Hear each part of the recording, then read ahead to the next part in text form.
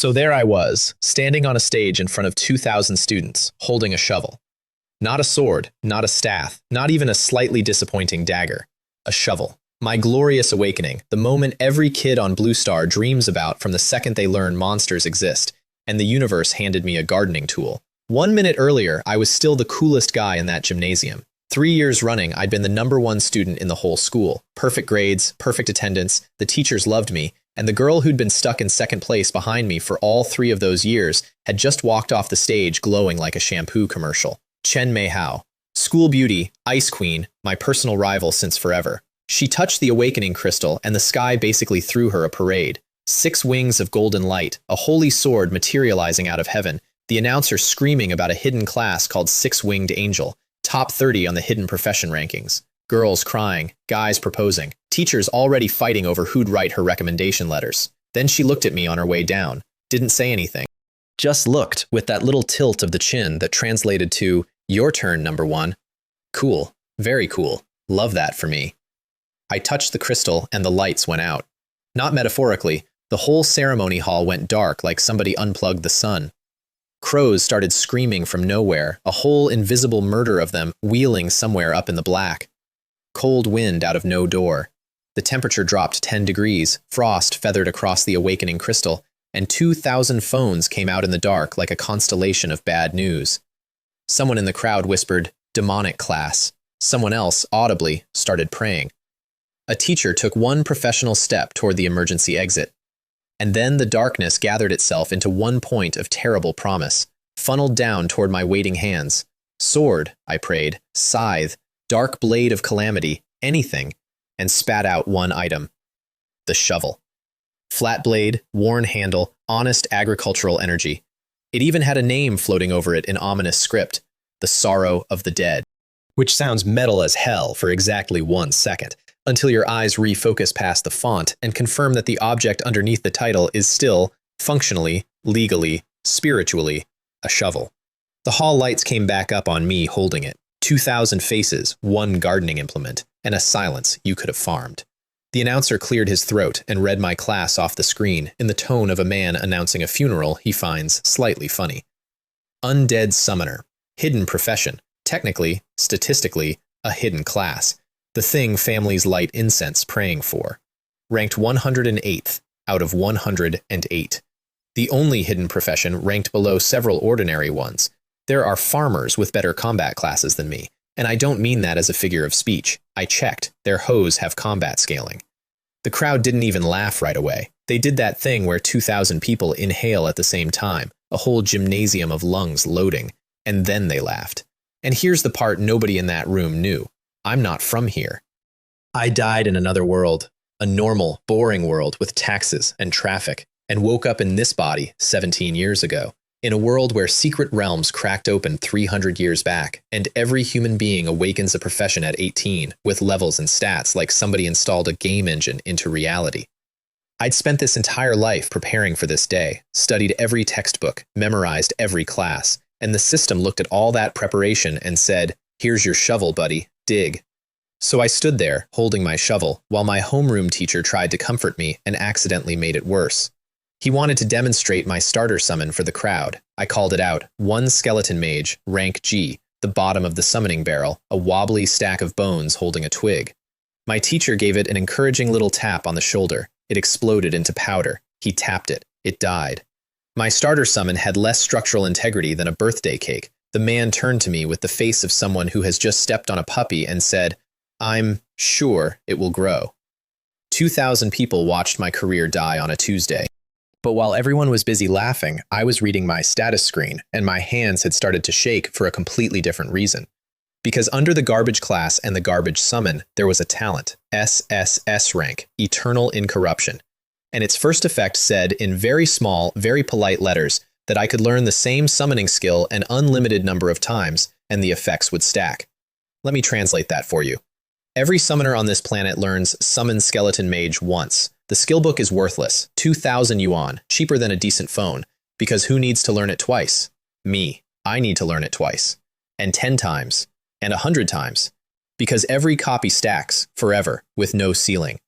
Everyone else got a class. I got a pyramid scheme with the laws of reality.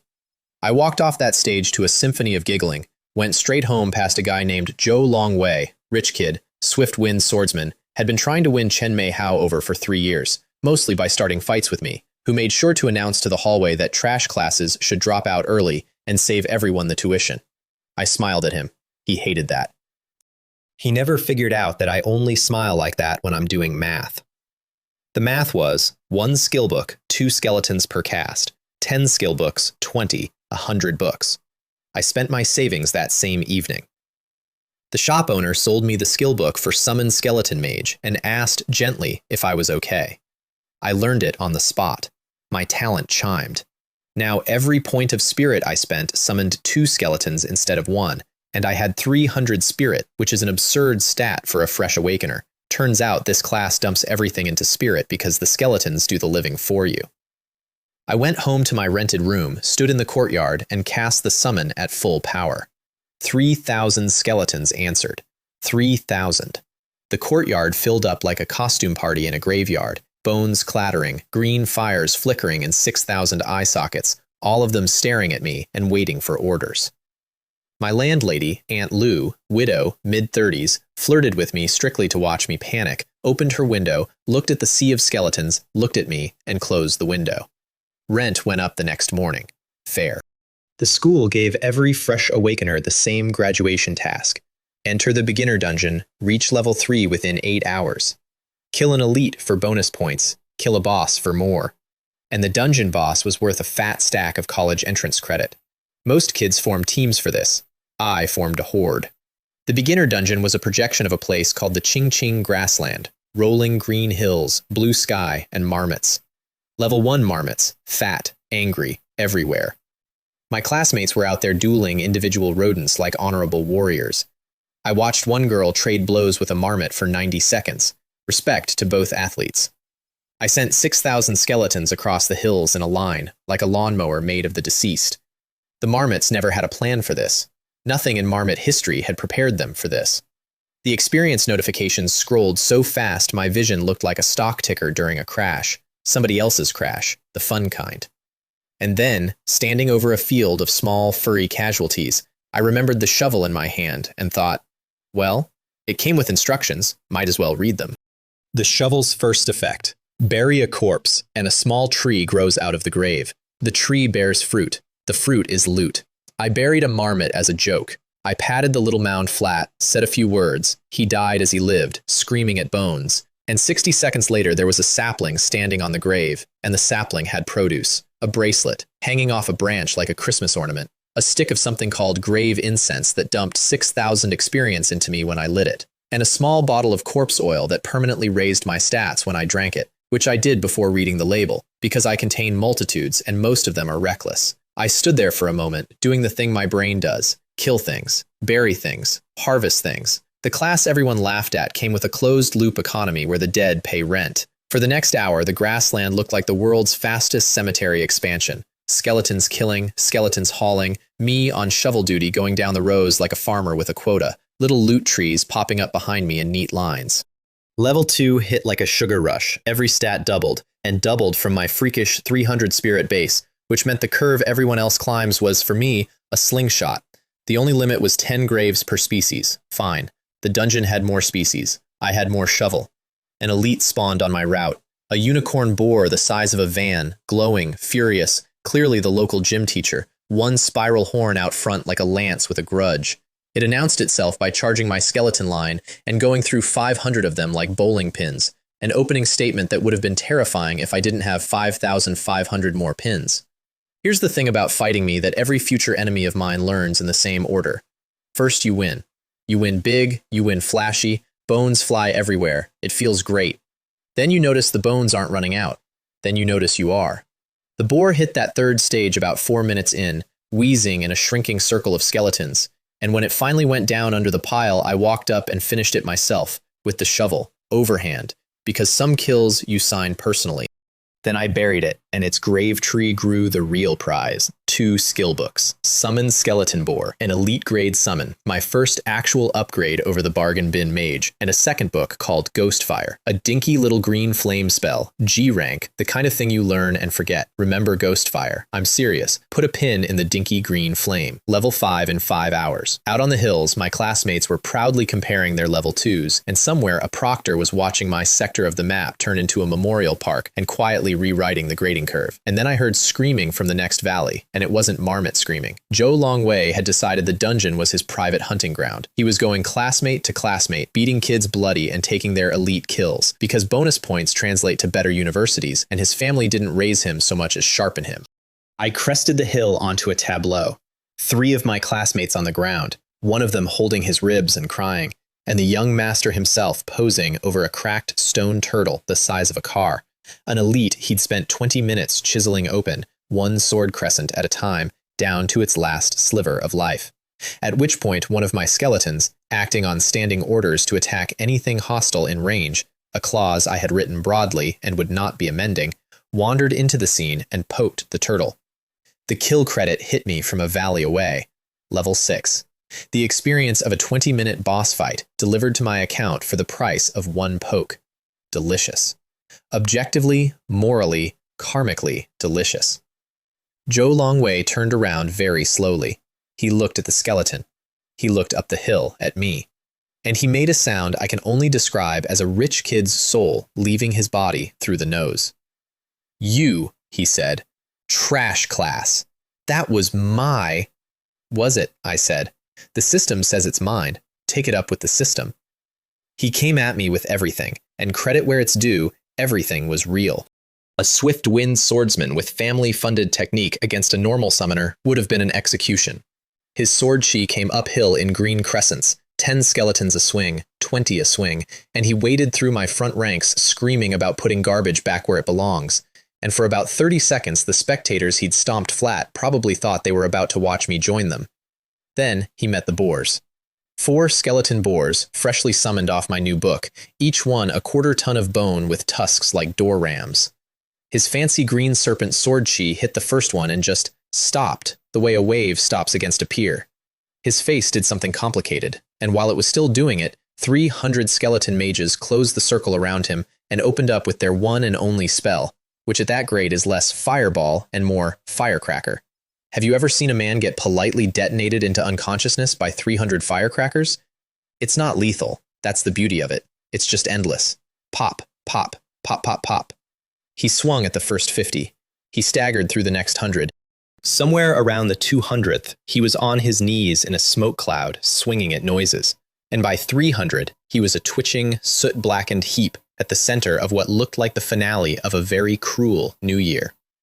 I told my skeletons to carry him to the dungeon exit, gently, face up, arms folded. Presentation matters. I'm not a monster, I'm a monster manager, and the difference is customer service. The dungeon boss lived in the lake at the map's heart. A split slime the size of a house, acid for skin, and a gimmick straight out of a Nightmare's economics textbook. Every time you cut it, it divided. My skeletons melted into it by the hundreds, and it thanked them by becoming hundreds of itself.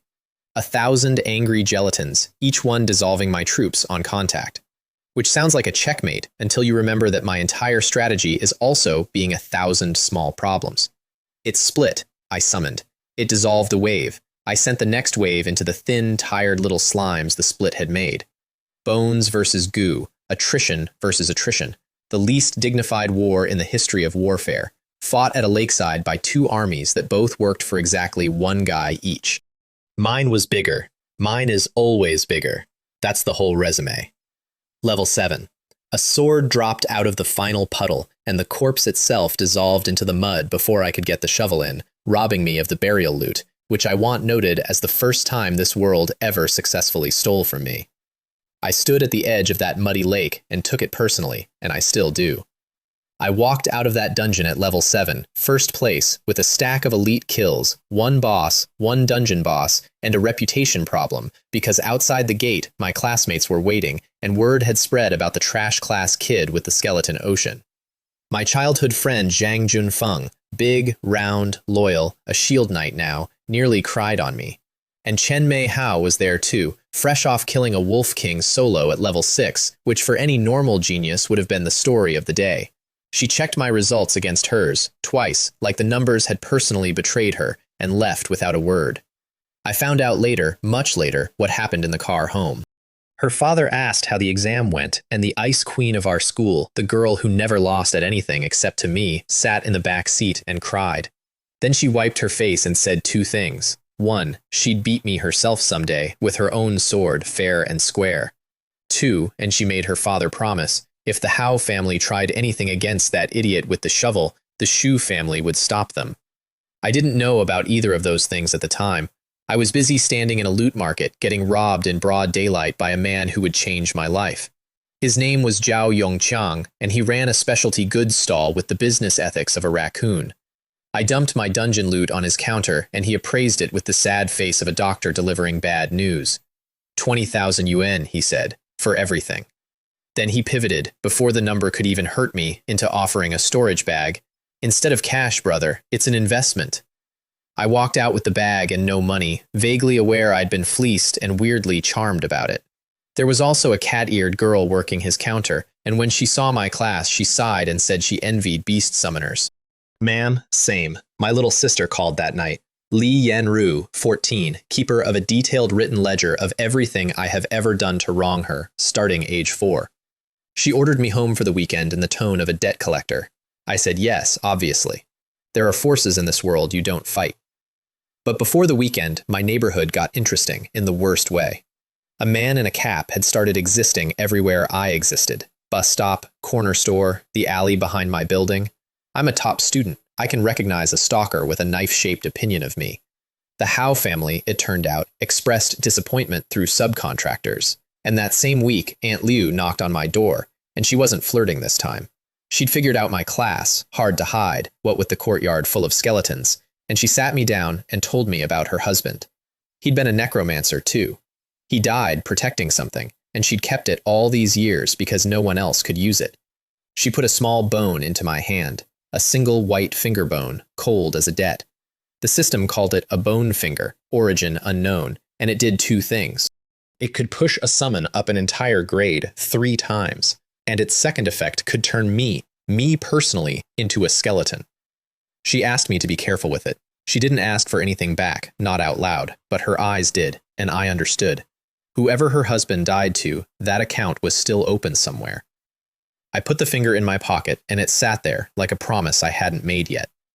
Oh, and my new neighbor across the hall, a cheerful old butler type named Chen Bo, turned out to be a Tier 6 bodyguard secretly planted by the Shu family to keep the Hao family's subcontractors away from me.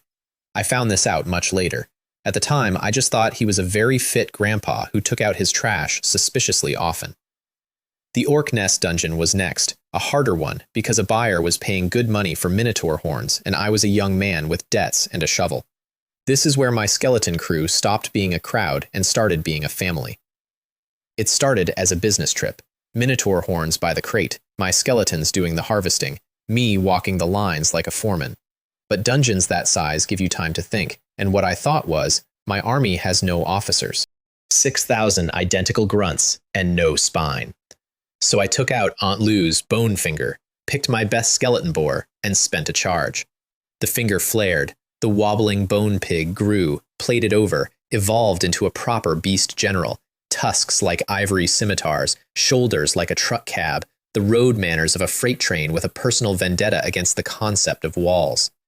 My first officer. A creature of nightmare and legend, deserving a name of equal weight. I looked into its flaming eye sockets, felt the deep currents of fate move, and named it Daisy. Don't look at me like that. Naming is a gift. You either have it or you don't, and every single person who has ever laughed at that name has subsequently been run over by it. Then the second officer appointed himself. One of my skeleton mages leveled clean out of the mob and into bosshood mid-battle, and where every other mage in the horde threw firecrackers, this one had innovated. He'd found a wash basin somewhere. Out of the wash basin came firecrackers the size of my torso, produced with the joy of a child showing you a drawing, delivered with the yield of light artillery. When I approached to inspect him, he stood at attention, gestured proudly at a smoking crater full of former minotaurs, and said, "Abba, Abba." That's it. That's his entire vocabulary. I named him Ah Ming, and over the months that followed, I would learn that Ah Ming does not need words. Ah Ming has ordnance, an artist's eye, and a complete absence of the gene that asks, should I? He is my favorite, and everyone knows it, and I don't care. Level 10 hid inside that dungeon, and my class had its first real evolution. The system chimed, my talent unfolded its second effect, and I had to sit down on a dead minotaur to read it twice. All damage I take, all of it, transfers to my summons instead.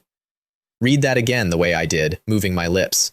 Stab me in the heart? A skeleton somewhere falls over. Cut my throat? Bones clatter in a warehouse dimension. Drop a building on me? That's a bones clattering sound with reverb.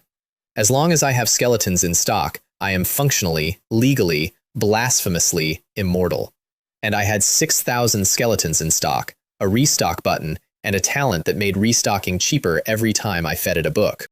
The shovel leveled up too, with a mirror trick. Dig up a grave, and what's buried rises as my servant.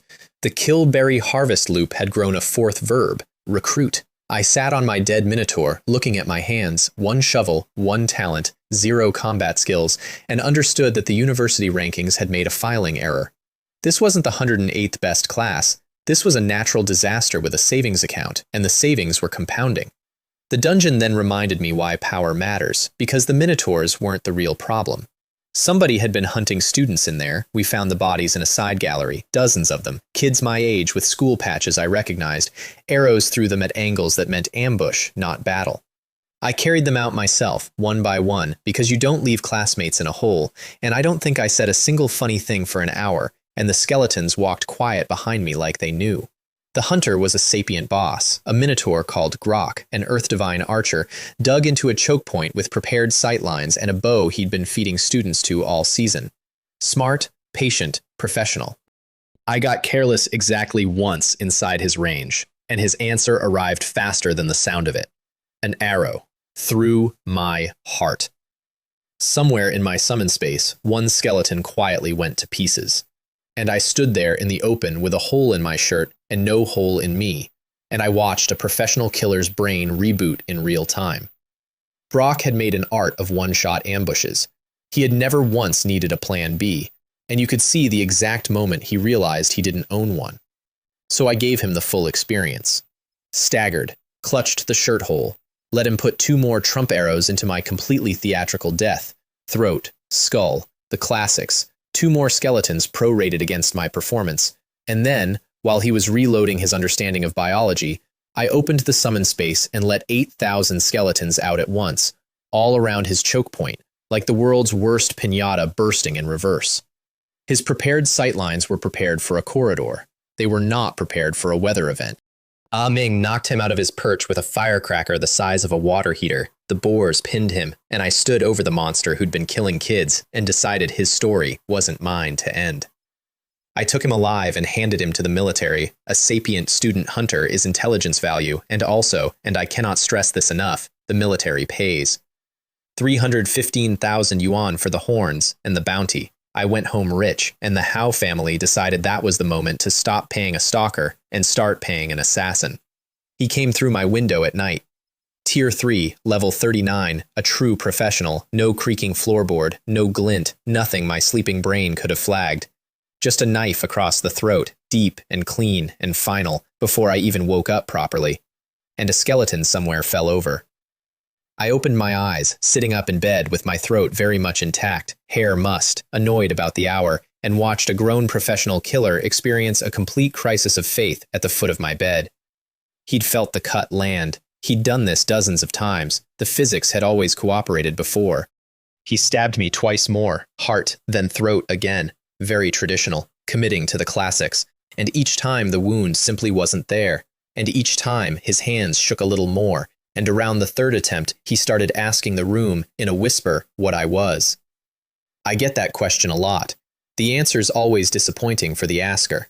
I took his own dagger away from him. It's easier than it sounds when the other party has stopped believing in cause and effect, and ended the conversation. 500,000 experience for a Tier 3 assassin. The Hao family had paid good money to level me up. Karma has a referral program, and I'm a preferred member. And when I buried him in the courtyard, because of course I buried him, burying people is my whole economy, and Aunt Lou's flower beds have never been so nourished. The grave tree grew 28 fruits and one small jade coin, different from every coin before it, cold and old in my palm. The coin unlocked a shop, the Netherworld Coin Mall, a store floating in my vision, stocked by whatever runs the afterlife. Skill listings that made the university vault look like a school fair. Items with descriptions that read like scripture. A pets page. I want to linger on the pets page, where actual bone dragons sat listed at 1,000,000 coins each. Saint realm from birth, no growth ceiling, next to creatures whose thumbnails my brain refused to parse. The catalog ran from pocket change up to numbers with 12 zeros attached to entries I wasn't even permitted to read, grayed out, patient, waiting for a richer me. The entire underworld had a gift shop, and I was standing in it holding exactly one coin, like a kid at an arcade watching the big machines blink. The rules assembled fast in my head, the way they do. Sapient races drop netherworld coins when buried. Monsters mostly don't. My world was at permanent war with roughly 10,000 sapient races, all of whom wanted humanity extinct. Which meant every enemy of mankind was now, from my professional perspective, a coin with legs, and patriotism had just become the single most profitable emotion I own. I looked at the bone dragons for a long, long time. 1,000,000 coins. I had one. Then I closed the shop, put the dagger of the man who'd come to kill me in a drawer as a paperweight, went home for the weekend, and remembered what I was actually fighting for. Home was a rented place in Qingyang City, my parents and Yan Ru. My dad, Li Guangsheng, worked a warehouse job, level 1, back like a question mark. That weekend, I walked in on his manager shoving him over a pallet mistake that wasn't his. And look, I'd been polite my whole first 17 years in this world. Poor kids are polite. It's armor. I wasn't poor anymore. I moved the manager, not hard, just enough that he understood the physics between us had been renegotiated. Then I put 315,000 yuan on the family table and told my parents the new arrangement. Dad retires with honor, I pay for everything, no arguments. My mom cried. My dad pretended he wasn't going to, then did. Yanru opened her ledger of grievances, reviewed it, and announced that I could clear several pages of debt by buying her something nice. I bought her practice workbooks, full set, all subjects. The ledger gained a new page. Worth it. Then came the grind month before the college entrance exam, and I ran it like a heist. Planning board, timetable, safe house snacks. Phase 1. Acquisitions. 29 more skeleton mage skill books hunted down from every shop in the province, bought through proxies once shopkeepers started recognizing the bald kid who cleared shelves of the world's most worthless book. My talent stacking every single copy, until one point of spirit summoned 300 skeletons and a full cast put 600,000 bones on a field. 600,000. The Provincial Weather Service once logged one of my training sessions as ground fog. Phase 2. Refinement. Advanced meditation for the spirit regen, grade pushes to elite and then boss for the whole horde, and nightly rehearsals in an abandoned quarry that the local kids started calling haunted, because it was, by me. Somewhere across town, Chen Bo observed all of it from various rooftops and filed reports to the Shu family that can only have read, "Subject is fine, subject is terrifying, requesting reassignment or hazard pay." The exam itself had 4 parts: culture, level, realm, practical. The culture paper I ate alive. 3 years of being the school grind finally cashing out. Level and realm, my freak curve spoke for itself. And then came the practicals, which are scaled to your declared power, which created a scheduling problem for the examination board because their scaling table did not have a row for me. Chen Mei Hao went first, because of course she did. Her practical. 5 goblin bosses at level 20 simultaneously. She walked out 12 minutes later with her sword still glowing, 300 points out of 300, hair not even disturbed, and found me in the corridor specifically to say, not ask, say, "You've finally lost." Then the board read my file, conferred again, and assigned me 100,000 slimes. 100,000. As a handicap. The proctors gathered at the observation glass with snacks, genuinely curious how one summoner processes 6 digits of enemy. Ah Ming looked at the arena. The arena looked at Ah Ming. He reached into his wash basin with both arms, the way a man reaches into a cooler at a barbecue. I would describe what happened next, but the official paperwork classified it as a fire event. The arena needed structural recertification, and one proctor reportedly retired to the countryside.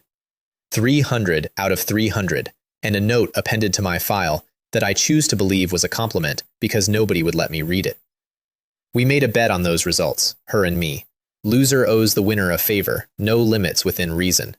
When the province rankings posted, 975 points, first place, me, I collected my favor with a completely straight face. The Shu family keeps watching over my parents and my sister while I'm away at university. She stared at me like I'd broken some rule of the game by asking for something real. Then she said, "They already are, idiot," and walked off with her ears going red, and I stood there doing math again, except this time the math wasn't about skeletons, and it wasn't adding up to anything I had a name for. I picked Mo University in Shanghai. Bought my parents an apartment in the city with the exam prize money, 185 square meters, my mom touching the walls like they might be rented. And at the train station, Yan Ru, keeper of the grievance ledger, my lifelong extortionist, hugged me around the ribs and didn't let go for a whole minute, and didn't write it down anywhere. Then Shanghai, and university, and the part of my life where things stopped being about marmots. Mo University was the #2 professional university in the whole country, and it treated freshmen accordingly, dorm rooms assigned by entrance rank out of 2,000 admits. I got room 66. Chen Mei Hao got 81, a fact I mentioned to her exactly once and will treasure forever because her face did a thing. Orientation gave me my people, and I collected them the way I collect everything, fast, permanently, and with nicknames. First, a senior named Gao Jian, assigned to show freshmen around, who narrated campus life like a nature documentary. And here we observe the cafeteria at feeding time. Note the third years, who have learned despair, and adopted me by the end of the tour. Then a tiny, relentlessly cheerful girl named Lin Hua, capital city royalty of the kind that doesn't mention it. Her campus villa had a number, and the number was 4, and I found out later that numbers 1 through 3 belong to buildings, not people. Her class was 7-colored fairy, hidden, ranked 10th, the strongest pure support profession in existence, wrapped in the personality of a golden retriever that has never once been told no. And my roommate-adjacent food dealer, Zhou Hao, a fat kid with small, clever eyes and an endless supply of snacks, whose awakened class did not exist. I mean that literally. Blood sacrifice priest, a brand new hidden profession, first of its name in 300 years of records, minted by the heavens the day he touched the crystal. His trick? Drink a vial of someone's blood essence, temporarily become their class, any class, with the ceiling of whatever essence his family's money could buy. The faculty looked at him the way you look at a winning lottery ticket that eats. He looked at the faculty the way you look at people who keep scheduling your naps. We were brothers by the end of week 1, on the sacred basis of both being classes nobody had a textbook for. Our dean of department was a mountain named Zhang Haiming, built like a brown bear that lifts, with a parade ground voice and a heart he'd deny to his dying breath. Remember the name. He's going to spend most of this story hitting me, and I'm going to spend most of it deserving it, and neither of us would renegotiate a single dent. 2 weeks in, we had our first field lecture. Our summoning mentor, Zhang Yi, took 26 of us out to observe a ruin, that's a fragment of a broken world, drifting close enough to open a door. You study them from a distance. That's the whole point of the trip, distance. Somebody sabotaged the door. The ruin's entrance snapped open right on top of the observation crowd. 30,000 students and civilians from 3 countries gathered at the safe distance that had been calculated by honest people for an honest door and swallowed everyone. There was no flash, no warning shutter. The horizon simply folded the way a page turns, and the world on the other side of the fold was a dead one. 1 second I'm taking lecture notes on ruin thermodynamics. The next I'm face down in gray sand under 2 suns, one of which is broken, spitting out my mentor's dropped pointer stick, listening to 30,000 people discover the situation at 30,000 different volumes. Somewhere behind us, in the world we'd left, Dean Zhang was finding the survey scouts' corpses in the brush, with their throats opened and a sun and moon sigil chalked beside them. A cult had opened the door on purpose, with all of us on the mat in front of it. The Sun Moon Divine Church, professional traitors to the species, monster worshippers with a theology and a budget, had just enrolled 30,000 people into a survival exam nobody signed up for, and the exam started immediately. The ground hummed. Then it split, in 20 places at once, and the siege worms came up under the crowd, Armored things the size of buses, blind and fast, that track vibration and hit packed groups like torpedoes hitting ferries. The crowd did the crowd thing, scattered screaming in every direction, drumming 10,000 panicked footfalls into the sand, which to a worm is a dinner bell played as a symphony. The first hour was the worst arithmetic I'd ever stood inside. And I want to be honest about the thing I saw in that first hour, because it's stuck, and it's load-bearing for everything I think about people. I watched a senior named Gao Ming, a boy I'd shared a cafeteria table with, hit a choke point with 3 classmates and a worm closing behind them. And I watched him grab the girl nearest him and shove her behind him. Not to shield her, to feed the worm a slower target. As bait. I was too far to reach them and close enough to see everything. The 3 he threw away understood it in their last seconds, and they spent those seconds putting their skills into his back instead of the worm. Everybody lost the trade. The worm ate all 4, in an order that satisfied nobody. That's what panic does to people. It doesn't make monsters. It just takes the discount ones out of storage and shows you the warehouse was fuller than you hoped. Me? I did what I do. The first worm that came up under my patch of desert met 6,000 skeletons coming down, and when I buried what was left of it, the grave tree grew jade coins, the ruin ran on netherworld rules, actual currency from actual corpses, and my shovel chose that exact crisis to evolve. The 10 graves per species limit, gone. Unlimited burials, in a desert, full of worms. You could watch the incentives align in real time. While 30,000 people ran in circles, one guy in the dunes was running a funeral home at industrial scale. Skeleton teams luring worms, skeleton teams killing worms, skeleton teams on shovel rotation, coin trees sprouting in rows behind us like the world's most morbid orchard. A rescue party crossed my sector on day 2, took one look at the grave mound grid stretching to the horizon, and turned around without asking questions. I looked less like a survivor and more like a very motivated agricultural cooperative, and I want to stress, the cooperative was profitable. The survivors clustered at an outer camp, a 1,000-strong shanty town of the shell-shocked, built around 3 brave campfires and one shared delusion of safety. And there the bad news assembled itself piece by piece. The ruin had 3 entrances, ours, one in Korea, one in Japan, so the camp was a babel of uniforms and languages united by sunburn. Water was short. Worm meat, it turned out, was edible, which is a sentence you never want to learn from experience. And the cult was inside with us. Sun Moon Divine Church agents had come through the door on purpose, mixed into the crowd they'd thrown to the desert, and they worked it like shepherds who'd invested in wolves, marking gifted survivors for culling, holding quiet executions out in the dunes for their broken sun and moon god, recruiting the desperate with food. Twice we found the aftermath. Once we found it in progress, and my skeletons ended the sermon mid-verse, and I buried the congregation's leadership with the rest of my crops. Camp life became a game of guessing which helpful stranger was taking a census of who deserved to live. I slept inside a shell of 400 skeletons and told people it was a class quirk. Nobody pressed. In that camp, everyone's coping mechanism was load-bearing. One of the helpful strangers had a gentle face and impossibly clean robes, and his eyes kept finding our group. His name was Bo Kai, hidden class, top 10, the church's candidate for Holy Son, and his assignment, we found out later, was murder with a talent scout's logic. Kill Lin Hua, kill Zhou Hao, prune humanity's promising bloodlines while they're young and far from help. He tracked me down first, alone, in the dunes, following the grave mounds, because a farming summoner with no combat class, isolated from the camp, was free experience for a Holy Son's resume. He even smiled when he landed. He had a whole opening line prepared, something silky about fate and offerings. He got about 4 words in before he found Daisy at full charge with a 1/4 ton of bone behind her tusks, and while he was airborne, spinning, robes fluttering with impeccable drama, he found one of Ah Ming's rockets. There's no third act to that story. Top 10 hidden class, decades of church investment, whole future of holy tyranny ahead of him, and the recruitment poster never mentions that the trash class kid you picked for warm-up gets artillery support. I buried Bo Kai with my own hands, out of respect. His grave tree grew 875 coins and a skill book wrapped in blacklight. S-rank, Summon Void Swordsman. The skeleton that answered that summon stepped out of a cut in the air, tall and elegant, wearing a long cape with one enormous embroidered character on the back. Handsome. He surveyed the desert, flicked the cape, and said the only word he has ever said in his entire existence. Handsome.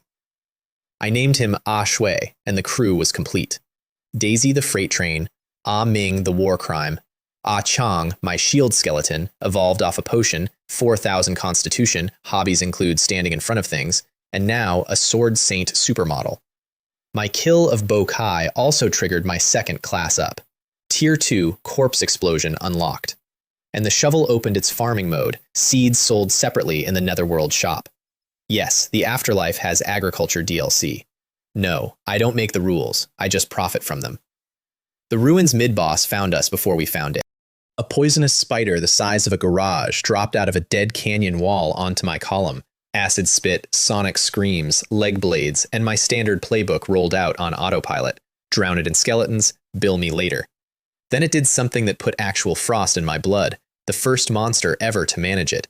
It stopped fighting my skeletons and started eating them, crunching the bones, drawing something black and glittering out of the marrow, and growing, visibly, between bites. 5 meters became 10, became 25, elegant legs lengthening, a queen's crown of eyes opening across its head like theater lights coming up, and my army had just become its catering. New playbook, written at a dead sprint. If it likes the menu, weaponize the menu. I dumped 100,000 skeletons behind me as I ran, and the thing broke pursuit to feed, the way you'd break off a marathon for free dumplings. And while it was face down in the buffet, I cut 3 half-dead sophomores out of its larder webs and hauled them for the horizon. File the whole scene away. Somewhere in that ruin, monsters had learned to level up on my summons. That fact comes back later, twice, wearing name tags, wanting a subscription. Deeper in, the desert broke into an impossible oasis. Green trees, sweet water, and incoming fire. A golden monkey in the canopy was pelting me with peaches. Accurately, between the eyes. I picked up a peach, considered escalation, and instead threw back the only diplomatic instrument I had on me, an Oreo. The bombardment stopped. A small golden head emerged from the leaves, ate the cookie with the focus of a wine critic, and looked at me differently. Nations have been founded on less. The oasis kept a shrine, and the shrine kept a monk's lingering ghost, and the ghost, pleased, maybe, that somebody had finally made peace with his gunner, gifted me a seed. Immortal Peach Tree, S rank, the genuine mythical article. He also mentioned, in the unhurried way of the dead, that the seed had been stolen long ago from a tiger demon king who had never stopped looking for it. The original owner arrived while the sentence was still warm. A tiger the size of a bus came over the dunes with its ears back and its opinions ready.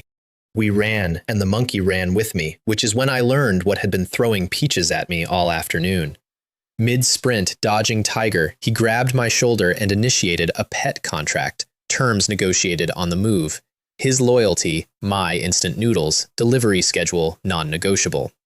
His status screen unfolded as we signed. 3 A-rank skills, crisis perception, fiery golden eyes that see through illusions, staff mastery, danger sense, truth-seeing eyes, and a stick. I was being recruited by a discount Monkey King in the middle of a monster chase, and there was only one name in the universe for him, so I gasped it out between strides. Great Sage, and he accepted it like a crown he'd been waiting for someone to finally return. And the tiger? The tiger stopped chasing us. I looked back, braced for the pounce, and found it 50 meters back with its face in my trail of discarded skeletons, eating them, growing gram by gram like the spider had, purring. 2 apex monsters in one ruin had now discovered my bones were a superfood, and both of them knew my scent. In hindsight, this was less a coincidence and more a franchise opening. The ruin was one big loading screen for the finale, and the finale was the core. The night before the push, an attack wave hit the camp itself, and I need to tell that part straight because the ruin collected its tax in people I knew. The worms came out of the ground inside the perimeter at midnight. Zhang Long, one of the 3 sophomores I'd cut out of the spider's webs, a shield knight with a big laugh who'd spent the week since calling me boss and refusing to stop, went down holding a breach so a family of civilians could reach my skeleton wall. I was 200 meters away moving reinforcements. I saw it. 200 meters in my world of infinite armies, and none of them fast enough. A senior named Gao Gang spent the rest of that night on top of a supply crate with a loudspeaker, directing evacuees between my skeleton corridors, hoarse by dawn, and if there was any justice in that ruin, it's that he made it out. You get used to dying, mine's free. You never get used to the other kind. The core itself was a cathedral of chitin, a mother worm the size of a stadium, 1,000,000 larvae for a congregation, and above the altar, the engine of the whole ruin, a pearl, fat with light, that drank the soul of every worm that died in that desert. Every worm my cooperative had processed for coins, the pearl had been eating at my restaurant all month. The camp organized the final push, 1,000 survivors, my skeletons as the wall and the spearhead both, and the plan was actually working, right up until an ambitious Korean student named Park Jin-woo looked at the soul-stuffed pearl, did his own private math about who deserved a legendary treasure, and cracked it open with his team's siege skill. Everything inside came out at once, and everything inside had been marinating. The Insect King was born in front of 1,000 witnesses, wet, glossy, newborn, with a Lord Realm spec sheet, because a month of harvested souls will do that. It drank the mother worm's soul as an appetizer, jumped another realm while we watched, and killed Park Jin-woo so fast that his ambition outlived him by a full second, hanging in the air where his plans had been. Then it turned to the rest of us, and the last battle of the ruin started, whether we were ready or not. I'll give you the battle the way I remember it, in flashes. Manhwa, small and furious on a dune crest, her 7-colored pagoda spinning above her palm, painting the whole front line with light until level 2s hit like level 4s. Zhou Hao drinking a vial of borrowed blood, shuddering and standing up as a copy of our best knight. Then, when that ran dry, drinking another and standing up as something else. Chen Mei Hao arriving out of the smoke from a completely different entrance, she'd cut across half the ruin to find the fight, because of course she had, 6 wings out, carving white corridors through the larva tide, glancing at me once mid-slaughter as if to confirm I was keeping up. And me, doing the thing I'd been saving all month, bone finger, second effect. My flesh peeled off me like a coat I was done with, and I stood up out of myself as a skeleton, double stats, green fire in my sockets, shovel in hand. And the surprise nobody's textbook contained, the moment a lord of the undead stood among them, every skeleton in my army lit with a buff called excited. Half again stronger, all of them. At once, 1,000,000 bones took one synchronized step forward, and the desert sounded like applause from underneath. We drowned the Insect King in everything we had, buffed bones, angel light, borrowed blood, rockets on a metronome, and when it finally staggered, Shui went up its spine with his cape streaming, said his one word to its face, and put the last cut in. 16 million experience, tier 3, and 1,000 survivors screaming themselves hoarse around a 50-meter corpse, because we'd walked into that ruin as 30,000 strangers, and the one still standing had become something with a shape. The loot on the way out rewrote my future twice. My talent's 4th effect unlocked, skill points purchasable with money. 1 point, 10,000 yuan. Money was now literally power, which for a boy with my spreadsheet habits was like handing a pyromaniac a coupon for gasoline. The shovel learned to fold into a Grim Reaper scythe, because apparently even farm tools want a glow-up. And in the rubble of the ruin's control core, I quietly pocketed the ruin's eye. A soul aggregation orb, the thing that had made the pearl, the thing that could turn a mountain of souls into a newborn monster. Nobody saw me take it. Remember that, too. The ruin spat 30,000 of us back into the real world, minus the ones it kept. The university held memorials. The cult went on a national wanted list. Dean Zhang carried a dead tankworm home and dismantled it in the faculty parking lot like a man disappointed in a used car. And I went back to my dorm, where the great sage had already colonized my couch, learned to operate the TV remote. His standing favorite is Journey to the West, which he watches with the intense critical focus of a man reviewing his own biopic, and established a formal payment schedule. He does chores, I provide cola, 7 yuan a bottle. He negotiated it himself, holding up fingers. He does laundry with contempt and folds socks with genuine artistry, and he drinks each cola like it's the blood of his enemies, eyes closed, savoring. One evening I did the exchange rate math out loud. You realize 7 yuan is 700 of my skeleton's worth of grave harvest. You're drinking an army. And he looked at me and finished the bottle slower, maintaining eye contact. My monthly budget now had a line item labeled monkey. It has never once come in under projection. Life was almost normal for 2 weeks. Then the university posted the roster for the national special class. 20 students, 2 months to prepare, a tournament against Kyoto University at the end, and my name was on it, and everything started accelerating at once. Step 1 of acceleration: money. I sold my ruin loot through Zhao Yongqiang, yes, that Zhao Yongqiang. He'd followed the money and opened a branch on Mo University's commercial street, like a barnacle with a business license, for 1.2 million yuan, and converted every coin of it into skill points. Skeleton Mage went up a grade, 40 summons per 0.1 spirit, and I bought one new skill that changed the shape of my army. Summon Skeleton Warrior, D rank, 10 boss grade Skeleton Warriors per cast, actual soldiers, swords, discipline, the works. The first warrior to level out of the pack became a king-level blade demon with a saber and a stare, a being of dignity and menace. I named him Flavorful Glaze. His signature move announces itself with the battle cry, "A crow takes flight," and I have never once said it without giggling, and he has never once forgiven me. Step 2. The Trial Tower.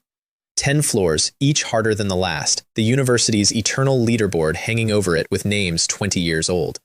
Students grind it for credits. Floor 7 pays 1,000, Floor 10 pays 10,000, and credits buy techniques from the university vault. The tower is sacred. Whole friend groups plan their semesters around shaving minutes off of floor time. There are tower influencers. I walked in on a Tuesday, alone, in slippers, because nobody had told me it was sacred. Floor 1 through 4 barely registered, waves of constructs met by waves of me. Floor 5 was where squads start wiping, a gauntlet of elite beasts with coordinated aggro, and Daisy treated it as a straight, with lane markings. Floor 6, spell turrets. Bartholomew outsaped the snipers.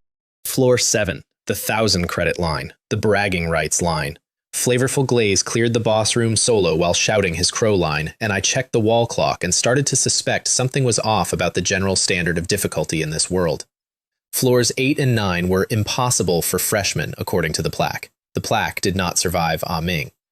Final time for 9 floors, 1 hour, 9 minutes, 33 seconds. That didn't just top the freshman board, it topped the all-time Tier 3 board, all-time as in the tower's whole history. As in, the run shoved the standing legends down a row, a name called Zhang Hao that seniors speak in italics, our own Dean Zhang, the university president himself, records set decades ago by the men who now run the school, all of them bumped one line down by a first year in slippers. I'm told the president was in a budget meeting when his phone buzzed with the alert, and that he looked at it for a long time, and that the budget meeting did not recover. Floor 10 introduced me to my ceiling, so I'll report it honestly. A Tier 4 orc construct with a hammer who hit Shuai exactly once and turned my elegant sword saint into elegant gravel. One hit. The gap between Tier 3 and Tier 4 isn't a step, it's a tax bracket. Noted, filed, resented. Ceilings exist, for now. The lobby afterward was pure comedy. A crowd had formed around the updated leaderboard the way crowds form around traffic accidents.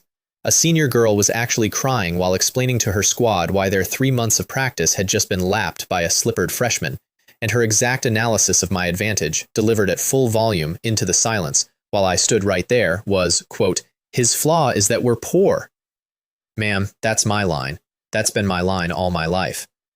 Then the rich kids descended, and I sold 7,000 tower credits at what I thought was banditry, 6.3 million yuan, felt like a genius for 1 full week, and then learned credits trade internally at triple that because the vault's A-rank techniques are literally priceless. I'd been the fleeced party at my own robbery. Somewhere across the city, Zhao Yongqiang felt a great swelling of pride and didn't know why. That lesson stung, so I built a better machine. Zhou Hao's family, it turned out, owned an entire dungeon town, Peijia Town, his actual surname on the actual gates, and dungeon boosting was legal, lucrative, and begging for a man with an army. But first, a warm-up run with my friends that turned out to matter more than any business. Forest Lakeside Dungeon, Nightmare difficulty, me, Zhou Hao, Lin Hua, Chen Mei Hao. The run itself was routine, triple boss snakes where there should have been one, a trident drop that made Zhou Hao dance, but my skeletons chose that dungeon to unionize.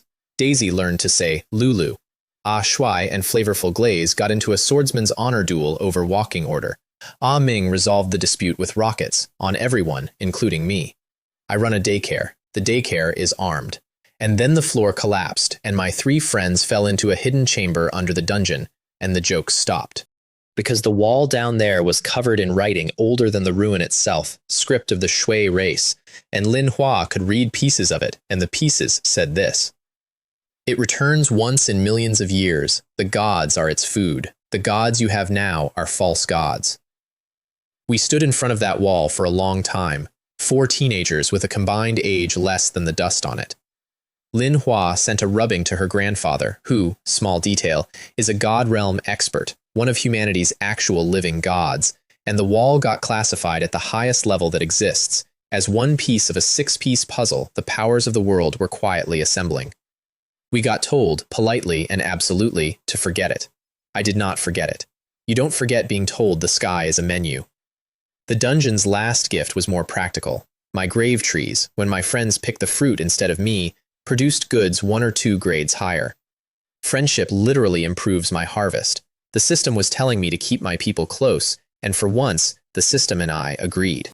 Then I speedran all 6 difficulties of that dungeon for the leaderboard bonuses, 6 first places, hell mode included, where the Wall of Fame still listed heroes from 20 years ago under names like Bald Chang, Shang Da, and Shang which sounds less like a legendary squad and more like a cartoon about bears. The bonus levels stacked me to 36, and with the Netherworld coins piling up, I finally understood what the Ruin's Eye I'd pocketed really was. A soul aggregation orb turns a mountain of souls into a pet egg. That's how the Insect King was born. Risky, powerful, shelved for later, next to every other loaded gun in my inventory. Zhao Yongchang, meanwhile, had upgraded from fleecing me to franchising me. His campus branch had become my personal quartermaster's office, and that week he produced, from under the counter, with the reverence of a man unveiling contraband, a sealed skill crystal. Origin unclear, contents unknown. Price, 10 million yuan, on credit, because of course on credit. Our entire relationship is a chain of IOUs signed in mutual bad faith and genuine affection. The crystal cracked open into something that didn't belong in a shop at all. Didn't belong on this planet, probably. Divine Kingdom, SSS rank. My summon storage stopped being a pocket and became a world, an actual private dimension with my name on the deed. Dead gray earth from horizon to horizon at first, but mine, where my skeletons live when they're off duty instead of dissolving into storage.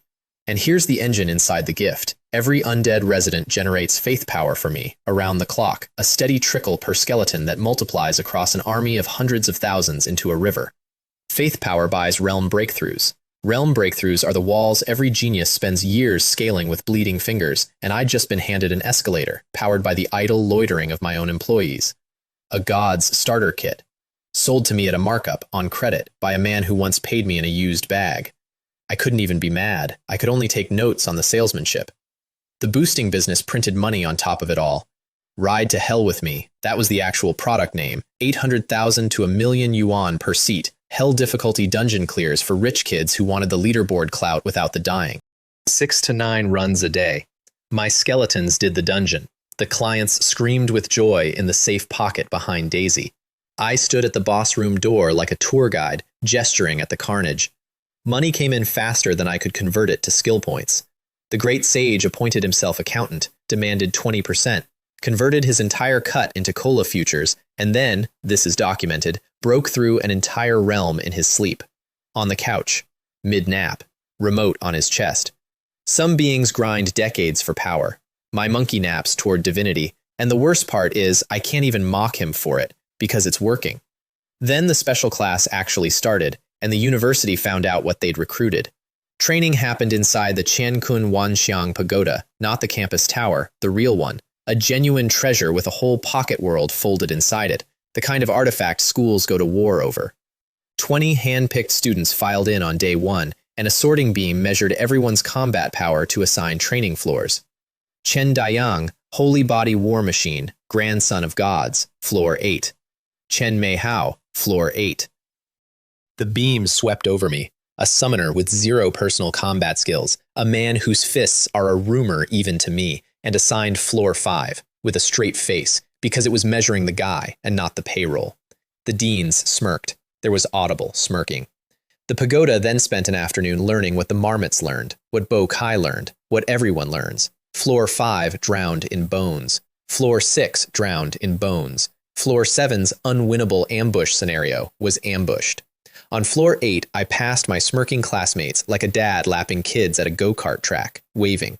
Floor 9 broke Ah Chang, briefly. A bladestorm construct sheared half his shield away, and he planted the remaining half and held the line anyway, because Ah Chang's entire philosophy is that down is a temporary address. And floor 10 was a tier 4 peak orc magician with a fire serpent, the same wall that had graveled Ah Shuai in the campus tower, the tax bracket itself, waiting at the top with its arms crossed. Its opening serpent melted Ah Chang down to his boots. Its second serpent never launched, because Ah Ming stepped up with the wash basin and answered with a rocket that the pagoda's internal records probably still classify as a seismic event. When the smoke cleared, my whole crew stood on the rim of the crater while Ah Ming surveyed his work, deeply satisfied, going "Abba, Abba," and I realized my skeleton had developed an artistic practice, and the practice was craters. And honestly, art is subjective. Art is Patrick Starr. I support him. 10 for 10. A summoner cleared the National Special Class's full gauntlet in one day, and the deans stopped smirking somewhere around floor 8 and started taking meeting notes instead. The victory came with a bill. The pagoda's healing pods repaired all my battle damage perfectly, and as a documented side effect of the deep repair cycle, every hair on my head fell out. All of it, overnight. 18 years old, shiny as a boiled egg, in a class with the 2 prettiest girls in the university. The mirror and I had a long conversation that morning, and the mirror won. The deans held an emergency meeting about me and produced 2 rulings. First, in official language. The faculty had nothing to teach me. My class was so far off every established map that instructing me risked contaminating a unique development path. Second, in equally official language. I was expelled from the special class, effective immediately, for making training impossible for the others. Kicked out of the elite program for excellence, the most backhanded compliment I have ever been expelled with, and I've been expelled with some beauties. Dean Zhang, to his eternal credit, converted his guilt into results. He personally traveled to Kyoto University to negotiate the transfer of an S-rank summoning skill for me, Summon Zombie Gunner, the only S-rank in the country matched to my class. He came back with the scroll in hand and a magnificent black eye, having run into an old rival on campus and settled some decades-old accounts at a net loss. He handed me the skill like a man handing over his dignity along with it, and said that if I told anyone about the eye, he'd bury me himself. Sir, burying people is my job, but out of respect, I waited until now. Exiled from class, I freelanced. The city posted standing bounties on Sun Moon Divine Church nests, the same cult that threw 30,000 of us into a ruin, now burrowed into Shanghai's underbelly like mold with a theology, and I treated the bounty board as a menu. 3 nests in a single day. The first was a warehouse chapel where the congregation pulled knives at the sight of my student ID. The congregation then met the other congregation, mine, which outnumbered theirs 100 to 1 and doesn't bleed. The second nest had a tunnel escape route, which they took, and which I had already lined with skeletons, because I dig. Digging is my thing. You cannot out-tunnel the Mole King. The third nest surrendered preemptively when the wall fell over, which I respected. 201 cultists processed by sundown, and the police captain who escorted me off the last site kept looking at me, then at his paperwork, then back at me, like the paperwork might bite him. 201, Captain. The paperwork's the least dangerous thing in the car. The money went out as fast as it came in, because I'd found something in the university vault that stopped my heart. A broken fragment of a staff. Dark, dense, wrong-heavy, priced like an insult, the corpse demon divine staff. Lord level even as a fragment, and the vault's appraisers clearly knew something they weren't printing, because they wanted 300 million credits, and I went into debt so deep my account made new sounds. I bought it for a hunch. The hunch was orange and drinks cola. The moment the great sage touched that staff, every one of its effects doubled, for him specifically, as if the item recognized the hand. And my loud, greedy, remote-hogging monkey went very quiet and turned the fragment over and over and said in the smallest voice I've ever heard out of him that it felt like it used to be his, a golden monkey, a staff of legend shattered ages ago with pieces scattered across the world, a name I'd given him as a joke off a story from a world he's never seen. I stopped laughing about the joke around then. I started buying every fragment I could find instead, and I didn't tell him why, and he didn't ask, and we both drank our cola a little slower some evenings. And the zombie gunner scroll? I learned it in one evening. S-rank skills are supposed to take months of compatibility work. My talent ate it like a cracker, and the learning detonated my 4th class up. Tier 4, months ahead of any schedule anyone had dared write for me. The heavens noticed, and the heavens made a scene. A breakthrough phenomenon bloomed over half the campus, visible from downtown Shanghai. The night sky peeled back into a vision of the underworld's hosts celebrating, ranks of skeletal knights presenting arms, banners of black mist, the silhouette of a bone dragon wheeling over it all.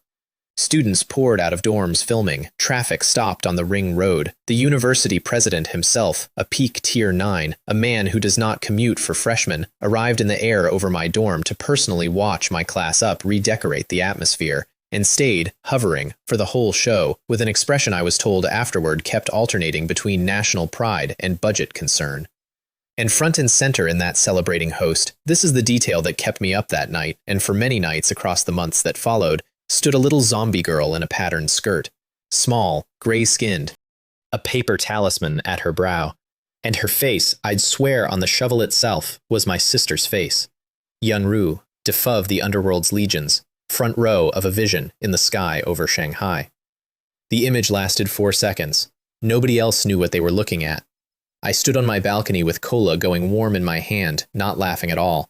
The stats, when the sky cleared, doubled again. 40,000 spirit, a number that made my mentor put his tea down. And the gunner who answered my new S-rank summon shuffled out of the dark in a tattered coat and a helmet at a disrespectful angle, raised a long rifle older than sin, and racked it with the exact deadpan energy of a certain tower defense plant from a game in my previous universe. King level. Enchanted rounds that pierce anything the description dares to list. He surveyed the world down his sights, found it acceptable, and awaited orders. I named him Bartholomew. Some names aren't given, they're recognized. I keep telling you, naming is a gift. My new mentor found me the week after the Sky incident. Guo Mingzhe, a name the older faculty said with a particular softness, the way you say the name of a racehorse that broke its leg mid-record. The genius of his generation. He damaged his core young, saving people in some catastrophe nobody would give me details on, and the damage locked him out of the high tiers forever. A ceiling at Tier 6 for a mind built for Tier 9. So he'd spent the decades since making other people terrifying instead, and his alumni list read like a national security document. He took one look at my file, laughed at something in it for a solid minute, and claimed me. Day 1, he gave me a storage ring with 3,000 cubic meters of space and 0 paperwork. You'll fill it with something horrible I want to watch. And one lecture that redrew my entire map of the world. The secret realms aren't dungeons, he said. Forget the word dungeon. They're doors. 80 of them found so far, opening onto one endless continent, the primordial continent, the mainland of reality, which every other race in existence calls home, and which makes our whole planet look like what it might literally be, a chip knocked off the original block. Humanity holds fortified cities on the far side of each door, bought with 300 years of blood. Ours is Human City 007, past the Shanghai Gate, and 150 kilometers from its walls stands Blood Axe City, an orc fortress the size of a province, built for one purpose, staffed by a race that raids us the way we farm, seasonally, industriously, with pride in the yield. The war out there never ended, he said. It just got scheduled.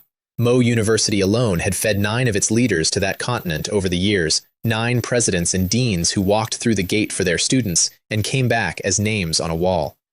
I got my first taste of what those names weigh at the city gate itself, my first trip through. The duty soldiers checked my papers, and when they saw the Mo University crest on my student card, they saluted. Sharp, formal, eyes forward. Not to me. I was a bald teenager with a shovel and a nervous monkey. To the card, to the 9 names behind the card, and the credit line of sacrifice they'd left open for every kid who carries it. I walked through the gate, 18 years old, saluted by veterans, feeling every one of those names settle onto my shoulders and take a seat. They've never gotten off. I've stopped wanting them to. The frontier taught fast. An orc assassin opened my ribs in the first hour. A skeleton somewhere paid my tab, tradition by now. And when I killed him and buried him, his grave tree grew netherworld coins, plural. Because here's the rule the marmots never told me. Only sapient races drop coins, and I was now standing on a continent stocked wall to wall with sapient races who wanted me dead. I believe the technical term is target-rich environment. My accountant monkey would weep. The countryside had other surprises. A thunder lion ambushed my column, and flavorful glaze met it head-on. A crow takes flight, killed it clean, and snapped his saber doing it. We held a small funeral for the saber. And on the way back, I found the funeral disturbed. Something had eaten the lion's remains, eaten my broken skeletons, even eaten the saber fragments. Big paw prints, bigger web strands. The tiger from the ruin, and the spider queen from the ruin. Both of them here, on the real continent, because the beginner dungeons are projections of real places, and their originals had been growing this whole time on a diet of my discarded skeletons. Tier 5 peak now, both of them. My trash had raised 2 apex predators like a couple of stray cats, and the strays had learned where the food truck lived. I didn't have time to process the implications because the war found me first. A 9-orc patrol walked into Bartholomew's crosshairs, 1 enchanted round each, 9 graves, coins all around, and then the patrol's parent unit arrived, 100+ orcs in real military formation with real assassins screening the flanks, and I learned why soldiers respect formations. My skeleton line bent, then it started breaking. So I did the reasonable thing, marked my own position, and had Ah Ming fire a rocket barrage at me, riding the flash skill out of the blast at the last second. The formation did not have a doctrine for enemy calls artillery on himself. 123,000 coins by sunset. That night, counting my money by a campfire like a goblin, I met her. No warning, no sound. My danger sense, the sense that catches Tier 6 ambushes, reported nothing at all, which should have been the loudest warning of my life. She dropped out of the tree above me, upside down, hanging by her knees, face swinging to a stop level with mine, close enough to count freckles, and said, "What you counting, little monk?" Little hermit, because of the bald head. I made a noise I've since classified and sealed. Her name was Song Lihua, and she was a grave robber. Not an insult, not a hobby, the actual class, hidden, brand new like Joe Howe's, one of the impossible new professions the heavens had started minting. She carried a luoyang shovel, a slim, elegant probing spade, the scholar's answer to my farm tool, and yes, we compared shovels within the first 5 minutes, and yes, she declared hers superior, and no, I have never conceded. She was our age and already Tier 4, Lord Realm, numbers that shouldn't attach to anyone outside the anointed 5, and she wore it all like a girl skipping class, sitting cross-legged at my fire 30 seconds after arriving, helping herself to my food with the entitlement of a cat. She robbed graves. I made graves. She looked down the hill at my neat rows of little coin trees the way sommeliers look at a lost cellar, actually clasped her hands and informed me, informed, indicative mood, no question mark anywhere in the sentence, that we were now partners, and did not wait for my answer, and was correct not to. I'd love to tell you I resisted, but she was funny in the specific way that makes you funnier back, and she was better than me at everything grave-related, reading soil, dating bones, smelling out burial wards, which had literally never happened to me before and was outrageously interesting. And when I asked which university she was from, she said Kyoto, in a way that even I could tell was a lie wearing a hat. And when I raised an eyebrow, she raised one back, higher, and we both let it stand, because some partnerships run on better fuel than facts.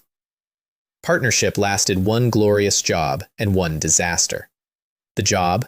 She'd sniffed out an orc noble's burial hoard containing netherworld soil, dirt from the actual underworld, the rarest fertilizer my divine kingdom could dream of. The disaster, a Tier 6 peak mercenary called Grim was hunting her for the same dirt with a full squad. They caught us at dawn. Ah Chang lost half his body holding line. Ah Chang always holds the line, it's his love language. And I went full skeleton form and it still wasn't enough. Because Tier 6 peak against my Tier 4 was a category error, not a fight. So Ah Ming took the wash basin out. I hadn't seen the new inventory item, he'd been saving it. The rocket that came out of that basin was long, thinned, and had a payload I can only describe as municipal. The blast radius was 15 kilometers. 15 kilometers. 5 of Grimm's 6 men ceased to have biographies. The tree line ceased. A hill I'd been using as a landmark ceased. I stood in the wind of it going, Abba, Abba, right along with him, because language is unnecessary between artists. My skeleton mage had a nuke. My skeleton mage had been carrying a nuke this whole time, in a basin between his legs. Every fact in that sentence deserved therapy, and I had never been prouder of anyone. Grimm survived it, Tier 6 peak, remember, and came for us with his skin smoking, and that's when the strays showed up for the food truck. The tiger and the spider queen hit him from both sides, drove him off, then turned to me with glowing eyes and made their demand. They didn't want to eat me. They wanted to eat my skeletons. More of them. Regularly. They'd been leveling off the bone residue for months, and they wanted a subscription, and their negotiating posture was 2 Tier 5 peak monsters standing very close and purring. I mixed a sack of bone dust, threw it over both of them like feeding chickens, and left with my dignity while they snorted around in the grass. First contact with the future business partners, humiliating for all parties. On brand. The Netherworld soil. I split with Song Li Hua half and half because she'd found it and I'd nearly died for it, and that felt like the math of friendship. My half leveled the Divine Kingdom to level 2, 5,000 square kilometers now, and unlocked a bonus item, a black iron coffin. Lie in it, heal double speed, gain a stat point every 10 minutes. A coffin that makes you stronger for napping in it. My class kept handing me things that were either blessings or elaborate insults, and I kept accepting both. In the morning, Song Li Hua was gone. No note. And when I asked around later, Kyoto University had never heard of her. A grave robber with a fake school, a real shovel, and a nickname for me. File that under mysteries that will come back to hurt. Back in Human City, I discovered civilization's finest export had beaten me to the frontier. There was a KFC inside the secret realm. An actual franchise. Golden signage glowing against the fortress walls of mankind's furthest outpost. Prices marked up to war crime levels, and worth it because frontier ingredients are monster ingredients, and the chicken literally granted stat points. Stat fried chicken. Combat poultry. I ate a bucket of quantifiable self-improvement next to soldiers on leave who were doing the same, everyone's status screens quietly ticking, and felt, briefly and greasily, that humanity deserved to win this war on vision alone. Then the special class arrived at the front for field experience, and the war stopped being a spreadsheet. They rotated us toward the meat grinder, the standing battlefield where 100,000 humans and 100,000 orcs had taken turns feeding the name for decades, a scar of churned ground you could see from the city walls like a gray river. Our column went quiet a kilometer out when the wind changed and brought us the smell of it, and Chen Diang marched at the front like a man with a personal appointment, because he had one. I learned his whole story on that march, from him, delivered flat and factual the way you deliver things that are load-bearing. His grandfathers were Chen Shaohai and Chen Tianbao, the war gods. 2 of the 5 gods China lost in a single catastrophic battle at Realm 001, a national wound with its own Memorial Day. He'd grown up in the shadow of 2 empty graves and a family duty the size of the sky, and he'd turned down Peking University, turned down his family's whole apparatus to get to a front line faster. The front line was his family's graveyard, and he walked toward it like a man coming home. I went with him. I'd been loudly claiming the title of Special Class Number 1 all semester, and titles have dues, and some dues you pay in person. I'm going to tell this next part plainly, because it doesn't want jokes. The orcs sprang a layered ambush on our sector, a feint at the main line to pull the escorts forward, then the real force folding in on the students from 2 sides, timed to a smoke wind. Zhang Hao, a Tier 7 escort, the man who'd been telling us frontier stories at breakfast, died in the opening seconds. Whatever killed him was aimed and waiting before the first horn. Dean's son Lin Lin turned her shield art on the kill zone and held it, alone, a dome of light with arrows and worse hammering it white, and shouted the students through the gap behind her, and held, and the shield outlived her by a breath. Instructor Guo Mei Ling spent her life on an evacuation bubble. Her class could move 20 people a kilometer at the cost of everything she had, and she paid it without one visible second of hesitation. I can still hear the exact pitch of her voice saying, "Children, live." The bubble carried 20 students out of the pocket. The orcs took her down before it landed. And a Knoll assassin named Skulker got in among the rest of us anyway, through all of it, because that was his whole art. 10 of my classmates died in under a minute. 10 kids I'd eaten breakfast with, whose class notes I'd borrowed, whose names I'm not going to spend on this page because they deserve better than a list. And Skulker took Chen Mei Hao and Lin Hua alive. Both of them fought. The girl's blades cost his raiders blood, trust for delivery to some orc lord who collected human talents, and vanished into the smoke with the rest of the raiding force. I stayed. Alone, in the burning sector, standing rear guard over the retreat, because somebody had to be the wall, and I was the only one who could afford the bill. Skulker came back to finish the stragglers, found one bald teenager standing in the ash, and killed me 3 times. Knife in the heart, professional. Knife across the throat, thorough. Knife through the skull, now personal. 3 skeletons, somewhere in my kingdom, fell over on my behalf. And I stood there through all 3 murders without moving my feet, looking at him, letting him do the arithmetic. And I watched this veteran of 100 perfect ambushes back away from me with his ears flat and his knife arm dropping, asking in broken human speech what I was, man or ghost. Wrong question, dog. I'm the guy whose friends you took, and you left a trail. I ran down the Raiders trail through the night, alone, pacing myself against the tracks, and when I caught the column at dawn, camped smug and unhurried in a ravine because who pursues a raiding force into orc territory, I did not open negotiations. I marked their center, backed off 2 kilometers, and spent a nuke. 100 orcs and 3 Tier 5s learned about human engineering at the speed of light, and the ravine got a new floor. Then I walked into the smoke and cut the girls loose from the transport cages myself, with the shovel, because the shovel opens anything if you mean it. Manhwa cried and hugged me, and then hit me for taking so long, and then cried again, the full golden retriever cycle. Chen Mei Hao didn't cry. She checked her sword, checked my injuries in one clinical sweep, said nothing at all, and held my sleeve the whole walk back, 2 fingers at the cuff. For her, that was roughly a sonnet, with footnotes. The orcs' answer arrived before we reached the lines, and it was a professional answer. 11 of their strongest, a dedicated containment team, peeled off the main battle with orders that had my description in them. They boxed us on open ground. I sent the girls sprinting for the human lines under a bone escort and turned around to be the interesting problem, and the interesting problem is what I am. Their lead specialist was a lava caller, and he'd been briefed on my immortality, and he'd brought a solution. A molten sphere the size of a house dropped over me like a bell jar. Knelt, let it reform me, the transfer snapping me back whole each time, melt again, cycle. Patient, rhythmic, industrial. He wasn't trying to kill me anymore. He was running a bill audit on my soul, burning skeletons out of my kingdom in 6 figures, hunting for the bottom of my bank account with a blowtorch, while his 10 colleagues stood guard in a ring and watched me die on a loop with expressions of scholarly interest. 300,000 skeletons deep, my reserve actually thinning for the first time in my life, the ledger sliding toward a number I'd never seen it near, the cavalry arrived. And the cavalry was a tiger and a giant spider. The strays hit the containment team like a landslide with legs, scattered 11 elite orcs, and stood over me, and then the tiger spoke. In human language. Out loud. Chef, it said, you're not allowed to die. You still owe us dinner. Chef. The apex predators of the ruin had a name for me, and the name was Chef, and the name was accurate, and I have never lived it down because they have never once let me.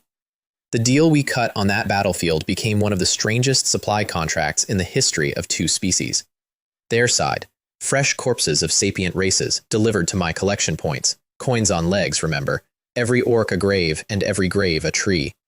My side, payment in skeletons, by tier and tonnage, a formal price list we actually negotiated line by line while the battlefield smoked around us. 100 skeletons per Tier 1 body, scaling brackets up through the tiers. And at the bottom of the sheet, at the spider's sly insistence, a listed price for Tier 9 merchandise. 100 million skeletons, for goods neither of us could lift yet, included purely on principle, the way a noodle shop lists a banquet. The tiger, I learned, was named Raja and was the reasonable one, in the sense that a tank is more reasonable than an earthquake. The Spider Queen was Arachnia and was not the reasonable one. Her opening negotiating position had included eating me just a little. They bickered like an old married couple through the entire contract signing, over my head, at volumes that reshuffled the local food chain. And at the close of business, Arachnia plucked one of her palm-sized children off her back and set it on my shoulder as a courier, a permanent, living fax machine to the monster economy. It waves its little legs when it wants something. It has opinions about my haircut, which is bold coming from a spider, addressed to a bald man. I named it nothing, because even I have limits. It lives on my shoulder to this day anyway. The limits were not respected. Back in Human City, the aftermath of the ambush had shaken loose some secrets. The biggest one was standing in the military district in a scholar's white robe, Commander Guo He, the war god, number 3 on the global god rankings, personally garrisoning our little frontier city. A god, parked in Realm 007. And the reason wasn't the orcs. The reason was a little old man in a lab coat that the war god was personally babysitting. Old Jang. Officially, academician Jang Qing, Tier 8, the Empire's #1 researcher. I didn't know any of that yet. What I knew was, the military merit exchange had a standing order buying skeletons, 1 merit apiece, posted by a researcher, and I was a man with an infinite skeleton faucet. I sold him skeletons until the quartermaster's hands cramped, and somewhere upstream, an accounting department discovered my existence and began the process of grief. They patched the exploit eventually. Exploits die. Legends don't. Old Jang turned out to be an undead summoner himself, the only other one I'd ever met with real power. Tier 8. Starter summon, a skeleton lich dragon, which is what you get when the class lottery hands the shovel to somebody the universe actually respects. He was small, rumpled, permanently mid-thought, twice my age plus change, and within 10 minutes of meeting me, he had measured my spirit stat, audited my summon economics, poked Ah Chang in the sternum for science, and adopted me on the spot the way you'd adopt a rare lab rat. Not warmth exactly. Affection, indistinguishable from experiments. I know the difference now. Mostly. There are days. His dream he'd tell anyone who stood still long enough. A path he called the Undead Scourge. Endless undead, not as my private cheat, but as infrastructure, a summoning framework any human could use, an inexhaustible bone army for the whole species. The Empire's races outnumber us 1,000 to 1, he'd say, tapping whatever diagram was nearest. Fine, we'll outnumber them back, with the dead. Every institute on Blue Star thought he was brilliant and unhinged in adjustable proportions. I thought he was the first adult I'd ever met whose math looked like mine. His first gift set the tone for the whole relationship. Skeleton Armament, Chapter 1, S rank, his own invention, handed over like a candy. Sacrifice 100 skeletons, and I become the skeleton. A giant wearing their pooled power, wielding their skills, my squishy summoner body traded in for a war engine. It's stacked with the bone finger. It's stacked with my stat curve. It's stacked, in the fullness of time, with things neither of us had invented yet. When I tested it on his range, I stood 10 meters tall and cracked the field with one experimental punch, and old Zhang took notes at maximum speed with tears of joy standing in his eyes, and I want to be clear about those tears. They were for the data. I've made my peace with it. The data and I are both his favorites. I also bought a fistful of random teleport talismans from the Merit warehouse. Crush one, appear somewhere within 1,000 kilometers, destination not included. Lottery ticket travel. Remember them. They're about to earn their keep. Because my old orientation buddy Gao Jian resurfaced with his cousin Gao Gong, both tier 4 now, both grinning like men with a secret, and their secret was a smuggler's teleport channel into the orc rear. Deep territory. Fat, unguarded villages, they said. Loot beyond dreams, they said. The village we raided was a fortified trade post run by an orc named Crom, and the trap was set before we ever stepped through. Ah Shui got caught in a suppression array meant for me, and nearly unmade. The first time I ever heard fear from him. He went down guarding my flank, and what came through the contract wasn't his usual word. It was, "Master, run." I stuffed him into the black iron coffin, and he pulled through, and I aged a decade in a minute. And then it turned out Crom didn't actually want a war. Crom was a merchant, a genuine, oily, magnificent merchant of the old school, and the negotiation that followed deserves to be taught somewhere. Picture the room. His ambush half-sprung and smoking, my skeletons filling every doorway and several load-bearing walls, his surviving guards trying to stand in a way that didn't commit to anything. And on the table between us, I want this detail preserved for history, a nuclear device. I'd carried it in and set it down as a conversation piece, the way other negotiators set down a folder. It had a fuse. The fuse was 2 meters long, coiled on the tabletop like a pet snake, and periodically during the talks I would pick up the loose end and look at it thoughtfully. Crom watched the fuse the whole meeting. His opening position was that we were bandits. I picked up the fuse. His revised position was that misunderstandings happen between honest traders. We discussed the misunderstanding. Every time the numbers stalled, the fuse and I had a moment, and the numbers unstalled. His final position, delivered with genuine warmth and a full-body sweat. We are businessmen. We sell everything. 15 billion in racial coin goods, plus an S-grade potion in exchange for me taking my table decoration home unlit. We parted with mutual expressions of esteem, both of us lying, both of us appreciating the other's craftsmanship. To this day, it's the best deal I've ever closed, and I closed it with a bomb for a fountain pen. The real trap was outside. The Orc military had been tracking the smuggler channel for weeks, and the net that closed on us as we left Crom's compound was a proper army, ranks, horns, siege beasts, with a Tier 9 general standing at its center like a nail through the world. I want to explain what a Tier 9 is, because until that day I thought I knew. Tiers 1 through 6 are versions of stronger. Tier 7 gets a domain. Tier 8 masters their own energy. Tier 9, the microscopic realm, the last rung under godhood, works on the small things, the very small things. His opening attack crossed a kilometer as a gray shimmer, and where it touched, matter stopped agreeing to be matter. He wasn't cutting my skin, he was unraveling my genes, editing me out of existence at the atomic level, and my beautiful cheat, the damage transfer that had laughed off knives and lava and gnolls, got its first real stress test at the scale its designer never imagined. It held. I want that on the record. It held. But he killed me dozens of times in the first minutes, each death a spreadsheet massacre, my divine kingdom hemorrhaging skeletons by the 100,000 per shimmer, whole districts of my bone population converting into the price of one teenager continuing to exist. I could feel every floor of the machine flex. I ran the numbers mid-sprint, and the numbers said, at this burn rate, you are 20 minutes of attention from being a normal, killable boy. What saved us wasn't skill, and I've never pretended otherwise. A netherworld blood bull, a 9th rank demon ox with no stake in anything, an act of weather in animal form, blundered through the battlefield like a drunk mountain, took the general's next shimmer across its flank, took it personally, and the 2 9th rank beings tangled into a private apocalypse. I crushed a random talisman into powder and took the lottery. The lottery sent me 1,000 kilometers into nowhere and dropped me directly into an open grave, an occupied open grave, in an Orc Marquis's tomb complex, being robbed at that exact moment by Song Lihua. She looked down at me, lying in the hole she'd just opened, and said, "Little hermit, you're supposed to put bodies in, not deliver fresh." We looted that tomb together like it owed us money, and honestly, it paid like it did. She read the burial layout the way I read spreadsheets. Wealth chamber left, warrior chamber down, trap corridor there, don't touch the pretty one. And I dug where she pointed, and between her class and mine, we were less a duo and more a single, perfectly evolved grave crime organism. Funeral artifacts worth billions of experience. 6 more portions of netherworld soil, which made her whistle and me start mentally rezoning my kingdom. A spring of 9 nether water, S grade, 1 drop per 10% aptitude, which is the kind of item that starts wars between sects, ladled into my ring like soup.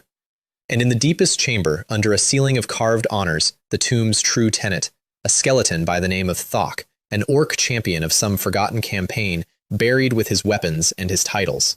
Lin went quiet and professional. I went curious and professional. My shovel's resurrection effect had never been tested on anything like this, so I tested it, because the entire story of my life is that sentence. Thok sat up at the strength he'd held in life, Tier 7 peak, with a domain, an actual battle domain called Decisive Battle, the signature of a realm I couldn't even see the bottom of. He looked at me, registered the contract, and accepted employment with the calm of a soldier who's been between jobs for 600 years. The tomb's living owners arrived to object, 2 Tier 7s at the door, howling about desecration, which was rich, given what they'd have done to a human grave. Thok walked out to meet them, dead 6 centuries, on my payroll for 6 minutes, and handled both of them like a bouncer clearing teenagers out of a bar. I stood behind my Tier 7 employee, watching him work, feeling the specific joy of a man whose resume just grew a paragraph it can never mention. Meanwhile, behind me, Lin choked out the tomb's resident ghost with her bare hands, a Tier 6 ghost, hand to throat, on principle, because grave robbers apparently have strong professional opinions about ghosts, and I fell a little bit into awe, and possibly something adjacent to awe, and I kept both to myself.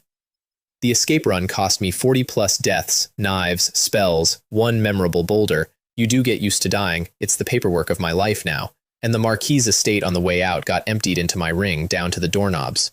Equipment for hundreds, skill libraries, the vault, the other vault, the vault behind the vault, which Lin found by tapping walls and grinning.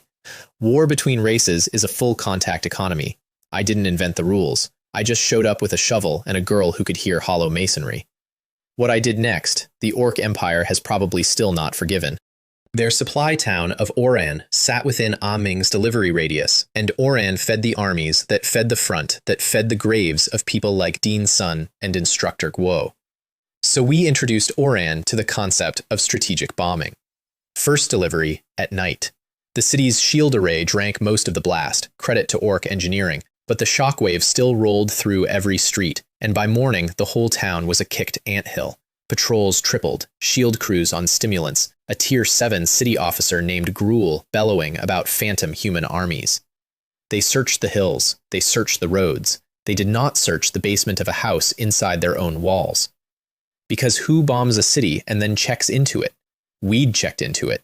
Which is how, on the second night, the story threaded a needle it won't unthread for a long time, because the house's actual tenants came home to their basement and found it occupied by the two most wanted beings on the continent, a Minotaur and a Kobold, Big Mike and Flicker. Big Mike was huge and gentle and slow-spoken, with hands like shovels, professional respect, and a way of ducking through doorways that apologized to the doorway. Flicker was small and quick, with eyes that did math, smart in that way that mostly hurts its owner. They weren't soldiers. They weren't anything. Two nobodies renting a cheap basement in a garrison town, and when they understood who was sitting on their storage crates, Flicker's math ran the odds of reporting us against the odds of surviving having met us, and came back with, pour the soup. So they covered for us. Terror first, hospitality after, and by the third day, something with no name at all, Big Mike sharing his awful soup in the dark while patrols thumped overhead, Flicker trading dry little observations about Orc bureaucracy that were funnier than he knew, two draft dodgers and two saboteurs having dinner in a hole while the Empire screamed at each other above. It was bad soup. He shared it anyway, with enemies of his species, because the big, slow guy's whole worldview was that anyone in your basement is a guest. I still think about that soup. Hold on to it, because this story is going to make you pay for it. The second nuke went out at noon, when their shield rotation got lazy, and Gruel's opposite number, a Tier 7 official reviewing the crater from the air, learned nothing ever again. Lynn leveled off the chaos like a girl at a buffet, and then the town finally triangulated us, and the exit bill came due all at once. Gruel himself caught me at the breach and killed me, properly, personally, a Tier 7's full stroke. One more skeleton retired on my behalf, and Thok killed Gruel, champion to champion, 6 centuries of retirement against one career bureaucrat, no contest.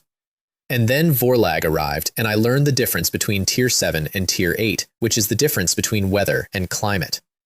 Vorlag destroyed Thok, not defeated, destroyed, an 8th rank's power driven down through those old bones past what any grave, any shovel, any rule I own could reclaim. My 600-year-old champion, dead a second time in my service, and this time nothing to bury. Resurrection has rules. That day I learned the rules have a landlord. I want it on the record. Thok worked for me for one arc of my life, dead the entire time, and was the most reliable Tier 7 I've ever employed. He never complained, never hesitated, and twice put himself between me and things that unmade lesser guards.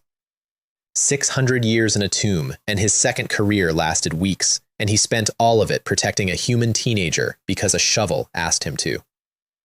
When the ash settled, I couldn't even bury him properly. There wasn't enough left to bury, and I stood in the crater where my champion had been and understood with a clarity that has never left that everything I field can be taken from me by a large enough number, and that the continent has larger numbers than I do, and will for years. I ran with a talisman, and then I did the unglamorous thing that survival actually looks like, went to ground for a week. Literally underground, a burrow my skeletons dug and sealed behind me, in the dark, in enemy territory, with an 8th rank monster quartering the region overhead like a patient hawk. 7 days of grave meals eaten cold, of chirps muffled complaints, of watching my merit card glow its little tally, 371,000, the only light in the hole. A week of sitting with Thok's absence, and Lynn's torn jacket, and the arithmetic of my own limits. Then the heat passed, the hawk moved on, and I climbed out, shook the grave dirt off, and spent everything on the 2 items I'd been circling since the day the shop first opened. The pet page, the dragons, 1 million Netherworld coins each, Frost Bone Dragon, Magma Bone Dragon, Saint Realm from Birth, and the listing's key line, the line I'd reread 100 times, no growth ceiling. Every other summon I own hits a wall. Dragons don't believe in walls. 2 eggs of ancient bone cracked open in my divine kingdom, and out came a blizzard with wings and a furnace with wings. Newborn, an already saint realm, a realm most mortal geniuses die reaching, with frames the size of trucks and appetites the size of provinces. They took 1 lap of my kingdom, assessed the existing population of several 100,000 skeletons, and immediately organized reality into 2 categories: the dragon's territory and everywhere else pending review. The civil war started on day 2. I'm calling it a civil war because that's what the after-action reports would say. My senior laborers called it the incident, and the dragons called it, presumably, zoning. The Frostbone dragon annexed the north and began converting it into an ice waste. The Magma Bone dragon took the south and made it a lava field. In between, my old guard, Shui, Flavorful Glaze, the Boars, the whole establishment, contested the borders on principle, and tens of thousands of ordinary skeletons became casualties of a territorial dispute between my own pets while I was away at school. I came home to my private paradise dimension and found refugee columns of bone trudging out of the contested zones, and Chirp sunbathing on a hill in the exact center, untouched by all factions, because even dragons apparently know better. I issued decrees. The dragons ignored the decrees with the serene confidence of beings who know they're the priciest things I own. Eventually, the borders stabilized themselves. North Pole theirs, South Pole theirs, everything temperate mine, and I fed the new nobility grave incense until my coin balance screamed. 1,000,000 coins of premium incense to push them both through Tier 3, watching their wingspans stretch meter by meter with each burn. My kingdom has geopolitics now. I am the god of a realm whose primary political issue is dragon zoning, whose treasury runs on graveyard agriculture, and whose only law is a chicken. It's the best thing I own, and I check on it the way other men check stock tickers. Back at Oran, the town had been abandoned in dread of the phantom bomber. 200,000 graves worth of battlefield and cemetery yielded 6 million coins and 4 drops of 9 nether water, and the faith income pushed my realm to lord level. And in the wreckage on the way out, I found a torn jacket I recognized. Song Li Hua's.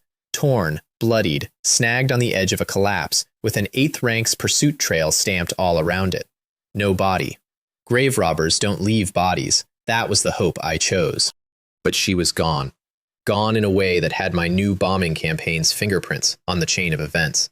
And I carried that jacket back through the gate with a weight in my chest that no coffin nap was going to fix. Little hermit, she'd called me. I put the jacket in my ring, next to the bone finger, on the shelf where I keep the things that make me train at 4 in the morning. Grief does strange things to a man. My grief manifested as a chicken. I met him in the wilds on the next expedition, a rooster the size of a calf, feathered in 7 colors, radiating an aura that made my danger sense file a formal complaint and the great sage's golden eyes go wide. The 7-colored immortal chicken. I looked it up on the spot, because you look up glowing megafauna and the legends are real and they are stupid. 1,000 years ago, 3 beings split the meat of one of these birds and all 3 ascended to godhood. Divinity via poultry. This wasn't livestock. This was a walking national treasure with anger issues, and it was strutting around a forbidden wilderness like it owned the deed, which, given what eating it does, it arguably did. The negotiation took a full day. He beat up my opening offer. He beat up my second offer. He beat up, briefly, me. We don't dwell on that. The contract that finally closed was built on instant noodles, industrial flattery, and 1 non-negotiable rider, a full image package from the Netherworld shop, which he browsed personally, squinting at the catalog for an hour before selecting a silver middle-part hairstyle, black overalls, and a basketball. I have to describe his ultimate technique now, and I need you to believe me, because every word is true. It is a domain skill. It darkens the sky. Within it, he dances, footwork, spins, the basketball integrated throughout, while basketballs rain from the heavens like judgment. The technique is called Chicken You're So Beautiful. I later watched him kill 2 Tier 5 orc elites inside it, dancing the entire time, never once dropping the ball, and I understood that I had contracted either a god or a meme, and that the answer was yes. I named him Chirp. He answered to it immediately, preening. That tells you everything about him you will ever need. Then came Dawntown, and the needle I told you about earlier came back around to thread itself through my chest. Dawntown was a Tier 5 orc settlement, a real military target on the army's board, and I hit it at night without the nuke. This was precision work, or what I called precision back then. Skeleton legions moving up the streets in column, ghost fire going house to house through the garrison quarter, green light in the windows, my hands conducting from a rooftop. Proper siegecraft. I was proud of how clean it was. What I didn't know, couldn't have known, and have replayed 1,000 nights since anyway, was who was renting a basement 3 streets into the garrison quarter. Big Mike and Flicker, the Minotaur and the Kobold from Orin, the 2 nobodies who'd hidden us, fed us, covered for us, who had packed up after Orin and moved town specifically to get further from the war that kept finding them. They'd chosen Dawntown because it was boring, because nothing ever happened there, because no human raider would ever come that deep. My ghost fire came down their street, and Big Mike put himself over Flicker. That's it. That's the whole story of how Big Mike died. No villain anywhere in the frame, no cruelty, no last words that anyone recorded. Just a big, slow, gentle guy who shared his soup with the wrong species, doing the only fast thing he ever did in his life. I didn't even know it had happened.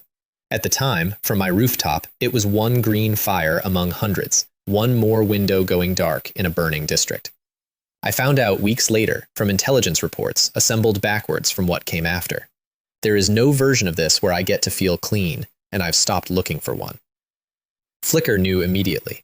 Flicker crawled out from under his friend's body in the smoking street, and on that grief, on that exact spot, he broke through to Tier 7, his hidden class detonating awake all at once.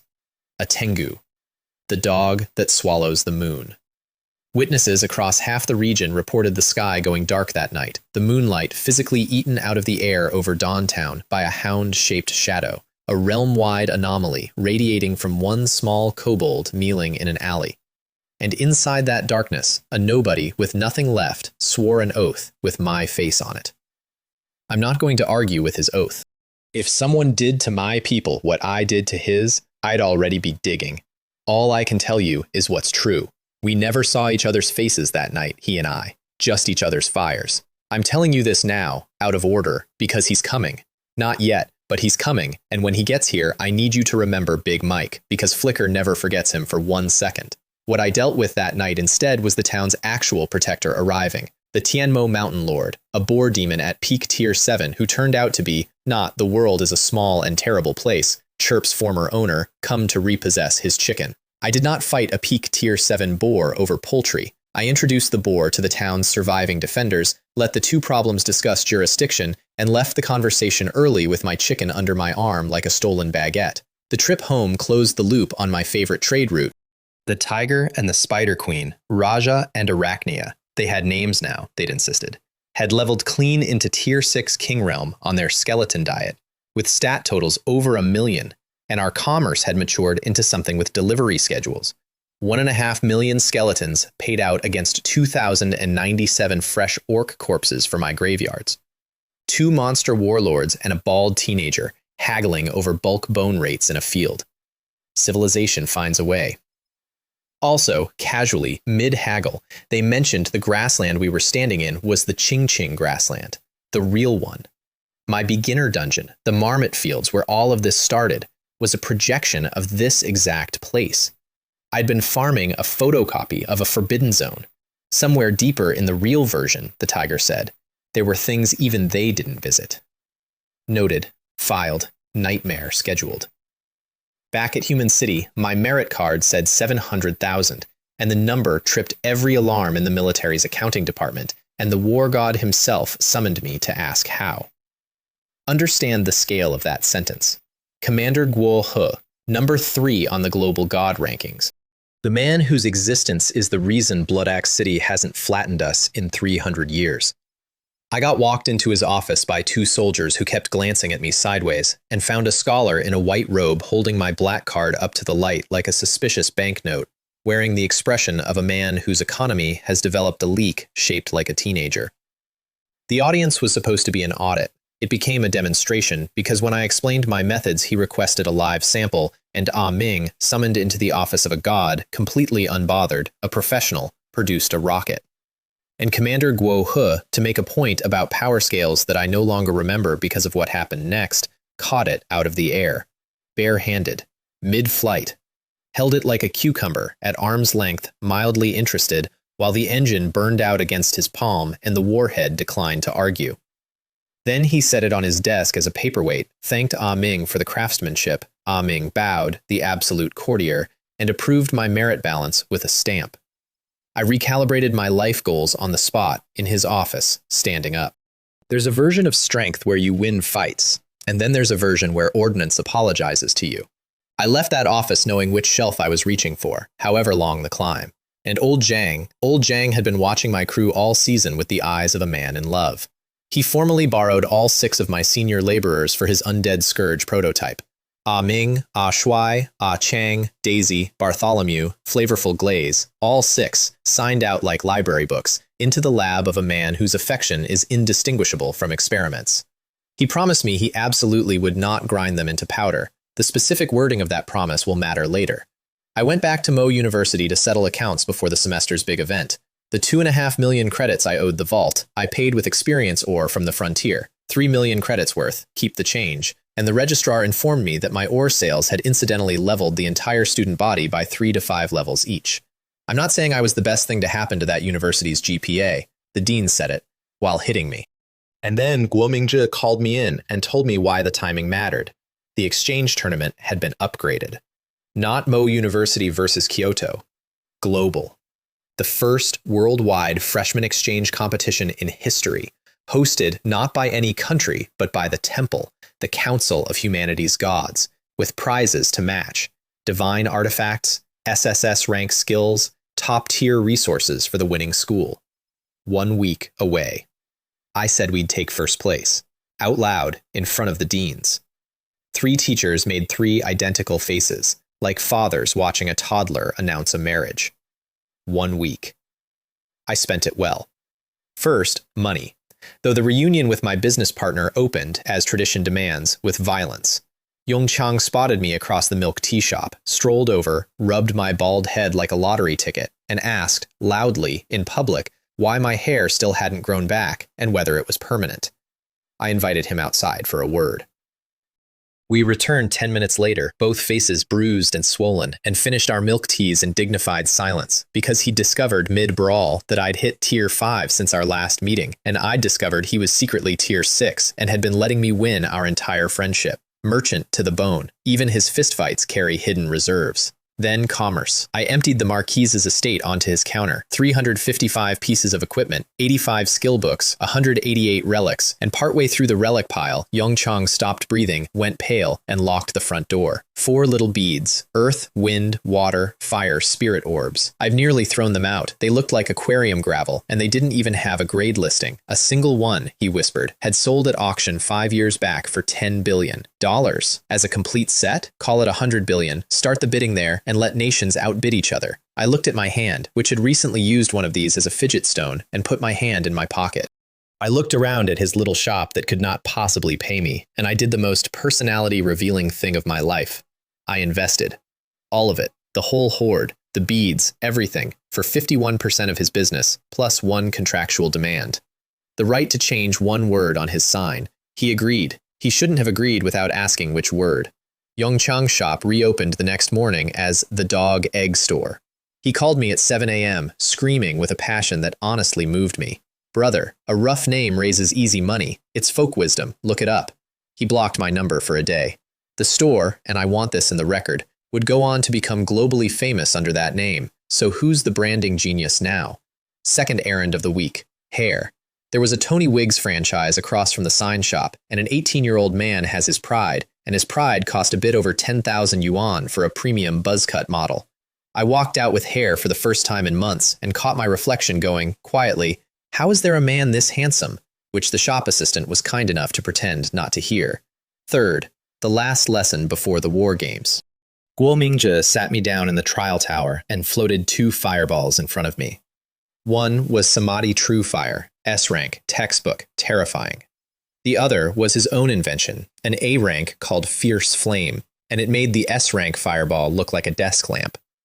That's a self-created skill, he said, a technique the heavenly Tao itself has never seen, born from one person, matched to them 100%. Out of 100 high-tier experts, maybe 1 ever makes one.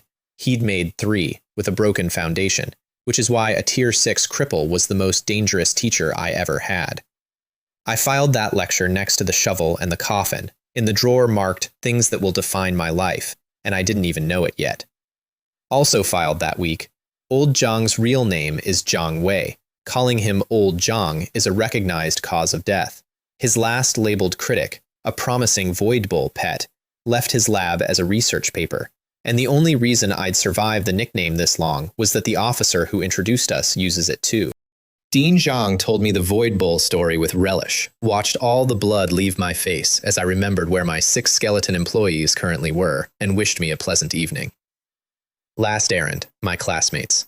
The whole special class was stuck at the peak of Tier 3, walled by job change quests that required beating Tier 4 gatekeepers with no high-level help. I couldn't enter their dungeons, too high level, so I sent in a consultant. Chirp entered the Tier 3 dungeon as technically a wild monster. My classmates followed the chicken. The chicken carried 10 separate breakthrough runs, the sky over the exit lit up with 10 Tier 4 ascension phenomena in one afternoon, and Chirp billed me for hens, a truckload of hens, which I have still, to this day, not delivered, and which he brings up at every performance review. Before the chicken consulting session, he also beat me up in front of everyone. I want to be transparent about that. He's a Tier 3, I'm a Tier 5. He won. There's footage. Dean Zhang has the footage. We move on. Because the scouting reports were in, and the tournament had a cast list that deserved its own movie posters. China's Chen Yuzhi Peking University, awakened as the immortal. The #1 hidden class in history, 4 elements in one sword, already Tier 6. America's Thor, God King class, ranked 2nd, Lightning Hammer. Japan's Hoshiko Tanaka, on Myoji, a summoner like me except her summons are Shikigami spirits out of actual mythology. India's Aryan, Asura, close combat monster. Russia's Tyrant, Vajra class, a 2.5-meter wall of fists. 5 confirmed prodigies. The kind of geniuses the gods personally congratulate at birth. And then there was me, shovel, chicken, bad wig, and a plan. The whole family came to watch. My parents' train tickets, hotel, and front row seats, row 1, seats 1001 through 6, appeared as if by magic, and the magician was Chen Mei Hao, who arranged everything through her father and then constructed a cover story so I wouldn't know she'd done it. Yanru called me the night before the opening ceremony to report that Sister Mei Hao was now her favorite person alive, and I had been demoted to 2nd, and honestly, the kid has always had good judgment. But before Kyoto, I had to make one stop that took years off my life, Old Zhang's lab, to check on my borrowed skeletons. Getting in was easy, the guards knew me, and Old Zhang's standing orders apparently classified me as equipment. Getting through what I saw inside took years off my life that no coffin nap will refund. I found my crew in 6 separate rooms, and I'm going to walk you through all 6, because I had to walk through all 6. Ashui's head was mounted 3 meters from his body, both halves clamped in separate humming machines, his handsome cape folded on a chair like personal effects at a hospital. Ah Ming floated in a vat of yellow-brown liquid like a horrible aquarium exhibit, drifting gently up and down, wash basin impounded on a shelf beside the tank with an evidence tag on it. Ah Chang and Bartholomew had been disassembled, into 100+ neatly labeled pieces each, laid out on long tables in exploded diagram order, their green eye flames still flickering hopefully up out of the parts bins when I leaned over. Flavorful glaze was ahead on a shelf. The rest of my Saber Saint was powder in a small barrel, labeled, in Old Zhang's handwriting, sauce, remainder. And Daisy. Daisy was a pig skull beside a tub of viscous pig-adjacent liquid, and I had to hold the doorframe for a second. Are they going to die? I asked, with the flat calm of a man already composing 6 eulogies and 1 arson plan. Yes, no, said Old Zhang, which is the least reassuring sequence of words in the Chinese language, delivered while making a note on a clipboard. 80% success odds, he clarified, as if that were soothing. The state had even pre-approved casualty compensation, 100,000 merits and an S-rank skill book per dead skeleton, meaning somewhere in the government there existed an official form with my monster's names on it and a price column, stamped, filed, contingency planned. I was opening my mouth to say several unpatriotic things when he mentioned, offhandedly, still writing, that he'd already run the same procedure on his own Lich Dragon. At 50-50 odds, his starter summon. Half his combat power, fed to his own experiment first, before he ever touched mine. I shut my mouth. You can't argue with a man who bets his own trump card before he borrows yours. 3 to 7 days, he said, and looked up for the first time, and his eyes behind the smudged glasses were, in their own mad way, kind. They'll come back stronger. Go play in your tournament, boy. Bring me back something to be proud of. I coped the way I always cope, shopping. The Military Merit Warehouse is the best store on two worlds, a converted hangar where the nation's battlefield salvage goes to be exchanged for services rendered, and I walked its aisles with 700,000 merits and grief to spend, and the quartermaster followed me with the cart. First find, and my heart actually stopped. Another fragment of the corpse demon divine staff, sitting in the weapons section, listed at 300,000 merits, 6 times the price of any comparable royal-grade weapon, which told me the appraisers knew exactly what they had and were fishing for exactly one buyer. I stood in front of that shelf for 10 minutes, arguing with myself about a monkey whose survival I couldn't confirm, buying relics for a homecoming that might never happen. Then I bought it, obviously. Half my merits gone in a swipe. Great sage, wherever you are, your staff is reassembling itself in my ring, piece by piece, and when you come home you'd better kill something enormous for me, because I am so far out of budget on you. The rest of the spree, rapid fire, 20 random talismans because lottery ticket travel had saved my life twice. An undead shield skill, old Zhang's own patent, 15,000 merits, which stacks on top of a regular magic shield, a thing shields categorically do not do, because his inventions treat other people's rules as suggestions. 38 portions of netherworld soil for the kingdom, cleaning out the entire national stockpile to the visible distress of the clerk. And the remaining 3 chapters of skeleton armament, the full set, chapters 2 through 4, priced steep and worth triple. I learned all 4 chapters in 10 minutes, rode out past the walls, and took the complete skill to an empty plane to meet myself.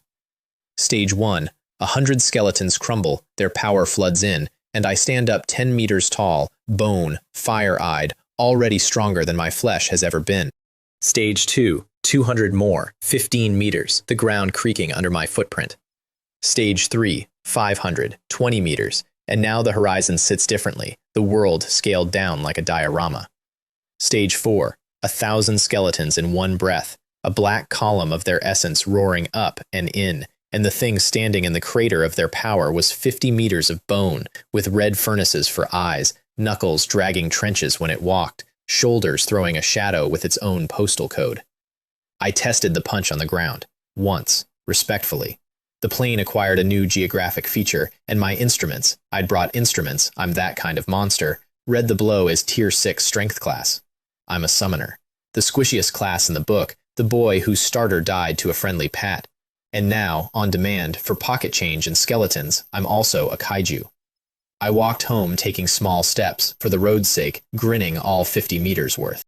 While I was out there, I checked on the Divine Kingdom, because the Netherworld soil had pushed it to level 5, and the upgrade had come with real estate. 100,000 square kilometers now, the size of a province, with mountains, rivers, weather. My dragons rival ice and lava nations at the poles, and, in the exact center of everything, new since the upgrade, a crystal coffin, occupied. There was a girl in it, small, maybe 7 years old, in a light blue patterned skirt, a paper talisman over her forehead, hands folded, asleep in the way statues are asleep, no breath, no flutter, a stillness with patience in it. The coffins my kingdom had produced before were furniture, props, healing beds, storage. This one had come preoccupied, at level 5, in the exact center of 100,000 square kilometers, positioned like the whole world had been laid out around her. And here's the part that put frost down my spine and kept it there. I knew her face. She was the zombie girl from my Tier 4 breakthrough vision, the one who'd stood front and center among the celebrating hosts of the underworld, the detail I'd never told anyone about. And that face, allowing for the gray skin and the talisman, was my sister's face, feature for feature. A tiny undead Yanru, asleep in a crystal box at the center of my soul's private world, drinking my faith power by the tens of millions like a nightlight drinks current. I watched the meter tick down while I stood there, a steady siphon, going somewhere under that talisman. The system offered nothing. No name, no listing, no price tag, which, from a system that prices everything, was itself a statement. I ran the projections anyway. Waking her, at the current absorption curve, would cost more faith than I had ever stockpiled in my life, times a number I didn't like. I stood over that coffin for a long time, a bald god in his own kingdom, thoroughly out of jurisdiction. What is she? Why my sister's face? Why the vision, months before the coffin? Who filed her here, in the one place in all creation that only I can enter? Then I did what you do with a mystery you can't afford yet. I left a guard, Chirp volunteered, mostly to nap on the lid, which he did, immediately, basketball under one wing, and I backed away slowly, and I did not stop checking over my shoulder until the mist closed behind me.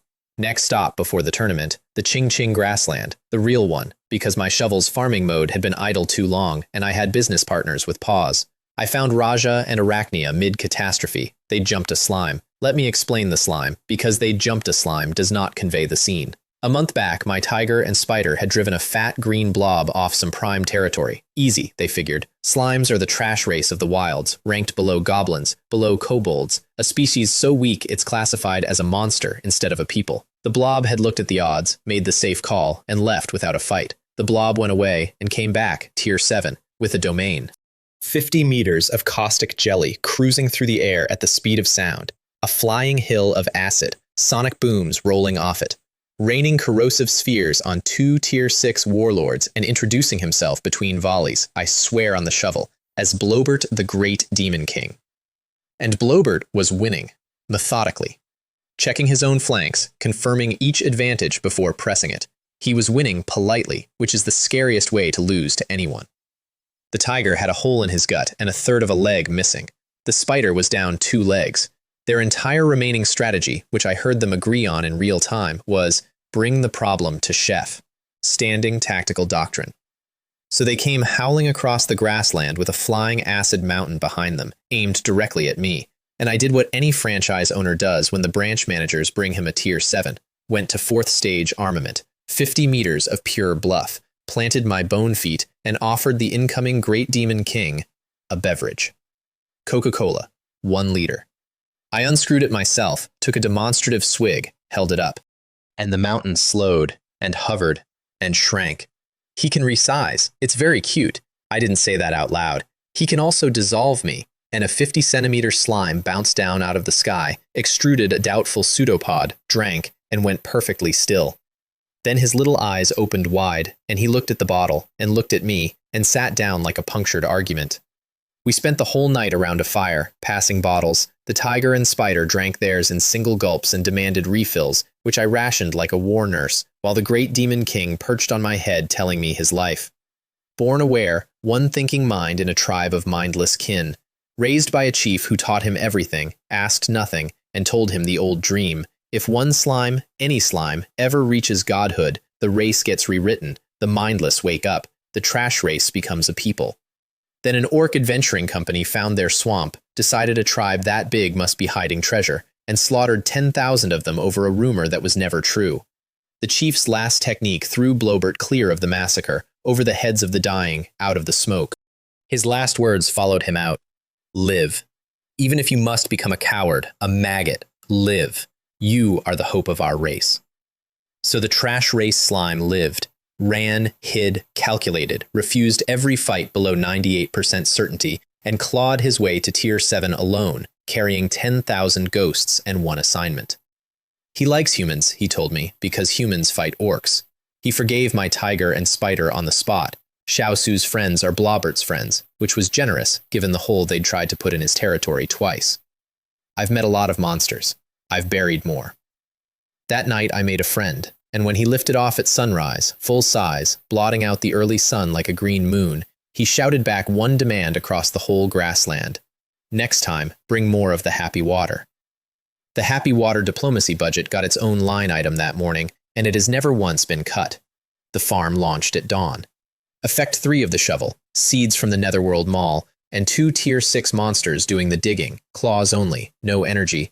The system's rules about planted by hand being flexible about whose hands. 1,000+ plots of grave grass and grave incense.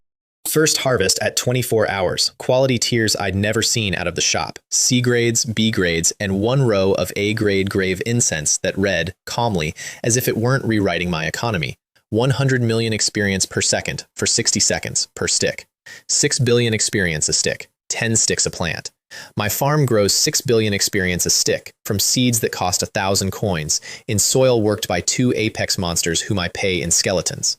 I sat down in the dirt for a while when the math finished. The spider patted my head with one enormous leg, which did not help, but was kind. And I have to record the digging itself for posterity, because the labor arrangement was a comedy before it was an industry. The system's planting rules said dug by hand, and turned out to be gloriously flexible about whose hands, but strict about method. No energy, I told the Tiger Demon King after his first claw swipe of Battle Chi vaporized the test hole and 3 meters of topsoil. Claws only. Dig like an honest animal. The look he gave me had geological layers. A warlord with a stat sheet over 1 million, punching seed holes at 5-meter intervals across a grassland, while a spider the size of a house followed behind him dropping seeds with the delicacy of a pastry chef, both of them muttering about labor conditions in 2 registers of growl. They attempted to unionize once, mid-morning. The union was dissolved by lunch. Both events were settled in skeletons. The catch announced itself within the hour, because there is always a catch. Ripe, netherworld produce broadcasts its scent for kilometers, and every demonic beast in sniffing range came to rob the field. Wave after wave of tier 4s and 5s crashing my farm like locusts with ambitions, and I finally understood every fantasy novel where a mighty beast guards a treasure herb in a cave. They're not guarding it. They were never guarding it. They're camped at the harvest timer like everyone else, waiting for the ding. The robbers, once processed, were themselves buried and converted into fertilizer coins, because my economy wastes nothing, and irony least of all. So the farm got permanent security, Raja and Arachnia, on a 60-40 split, my favor, and the first full harvest went one place, the Frostbone Dragon. 1,000 sticks of premium incense, and my blizzard with wings roared through breakthrough after breakthrough to level 51, Tier 5, Saint Realm, wingspan pushing 100 meters, a stat sheet over 1 million total, and a skill list that read like a weather forecast for the apocalypse. My trump card for the tournament, hidden in the kingdom, purring on a glacier. Back in Human City, one last piece of frontier weirdness before Kyoto, and I still don't fully believe this one, and I was there. There was a woman at my favorite Malatang restaurant, heavy makeup, 50s, the unstoppable energy of everyone's terrifying auntie, who had decided, across 2 separate visits, that I needed introducing to a nice girl. Not subtly, she'd slide into the seat across from me, produce a phone, and start swiping through photographs of eligible young ladies like a general reviewing troops. Any type you like, young man. Tall, refined, sporty, scholarly, auntie arranges everything. And I am a teenage boy of flesh and appetite who had just gotten engaged to precisely nobody at that point. So twice, right at the exact moment my resolve wobbled and my finger hovered over a photograph, a military acquaintance of mine materialized at the table out of nowhere, loud and cheerful and immovable, and the auntie evaporated like steam, both times. Comic timing you could set clocks by. I complained bitterly about the cock-blocking through a mouthful of noodles, to the visible amusement of a man who, I now realize, was on duty. I found out later she was a god, an actual goddess, 200 years on the list. Her patronage, I'll keep this at documentary distance, supercharges a chosen young man's talent all the way to the peak of Tier 9, and hard caps it there, forever. No godhood, ever, for anyone she favors. A gilded ceiling with legs and a phone full of photographs, cruising frontier noodle shops for prodigies. And Commander Guo He, the war god, third-ranked deity of mankind, a being with a continental front to manage, had been personally running interference over my noodle bowl, twice, because the higher-ups had quietly reviewed my file and decided my ceiling was a strategic asset worth protecting from friendly fire. Somewhere in the world's god-tier group chat, my dating life was an agenda item, with follow-ups. I have never in one lifetime felt so flattered and so surveilled, and I include the assassins. And then the lab called at 3 in the morning. Come now. All 6 of my senior laborers stood in a row on old Zhang's testing ground, pole, reassembled, and upgraded, while the old man presented them with the flourish of a tailor unveiling a commission. 30% stronger across the board, each one improved along his own genius. Ah Chang's defense pushed up to genuine hidden class standards, a wall promoted to a fortress. Ah Shuai's speed brushing the physical limits of his frame, he demonstrated by crossing the test ground and back before his cape finished swishing, then posed, because of course he posed. Bartholomew's rounds hitting a full class harder. Daisy's transformation even bigger, which I had not thought was an available direction. Flavorful glazes burst, cut down to a single drawn breath. And Ming's nuclear cooldown reduced by a third. A sentence old Jang delivered with pride, and I received with the mixed emotions of a man whose toddler has been gifted a faster flamethrower. And then, the actual point of the whole Undead Scourge experiment, the thing he'd risked his own Lich Dragon to prototype. Each of them could now split. 3,500 miniature clones apiece. He said the number like a birthday present, and Ming demonstrated on command, and the testing ground filled with an army of little Xiao Mings, each 1 meter tall, each with a tiny wash basin, each carrying scaled-down rockets, and I checked 3 times and made old Jang confirm in writing a miniature nuclear option. Thousands of them going Abba, Abba in a round, like a war crime performed by a kindergarten.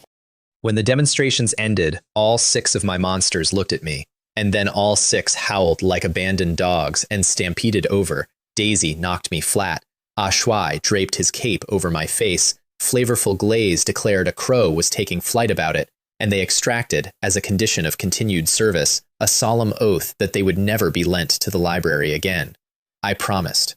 Mostly.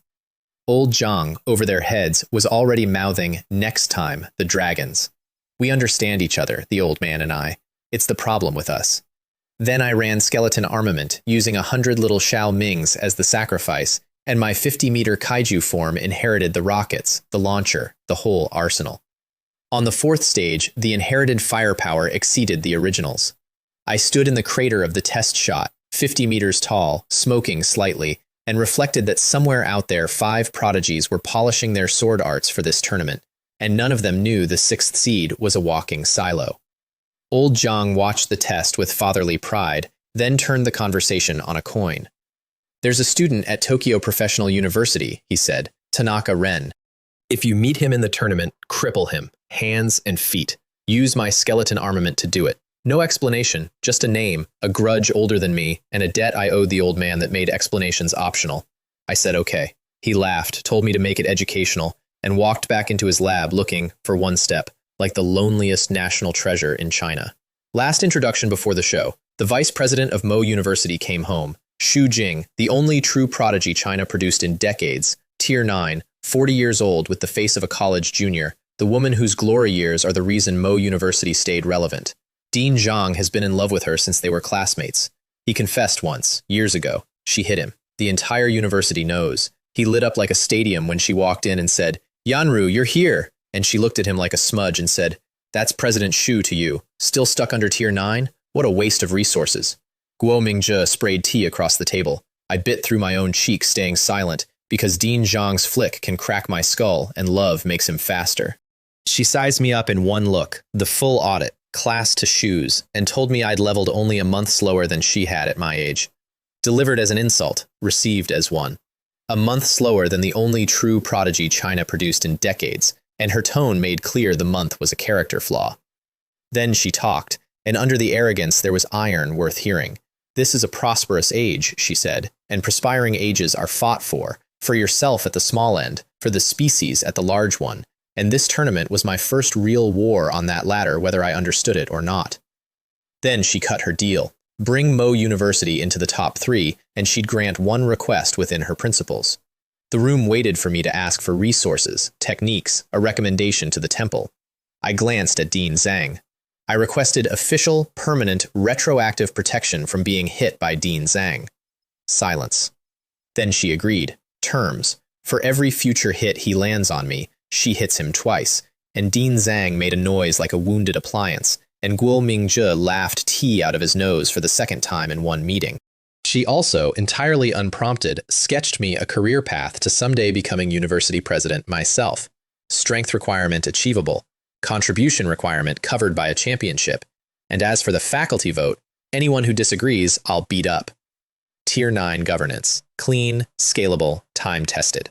I took notes, and I want it known that somewhere in my desk those notes still exist, filed under succession planning. Then Kyoto. Team of 11. Me as captain. A decision that made the national commentators very confused, and one specific person in the arena very angry, but we'll get there. Plus Chen Dayang, Chen Meihao, Lin Hua, Zhou Hao, Zhang Wen the Skeleton Knight, and 5 substitutes who would each get their moment. The venue alone recalibrated everyone's sense of stakes.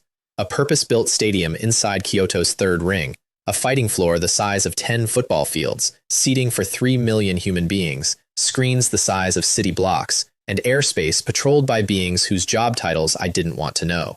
Principal Ye briefed us on the format in a hotel room the night before, kind and unhurried, a peak Tier 9 pouring tea while he explained the machine we were entering.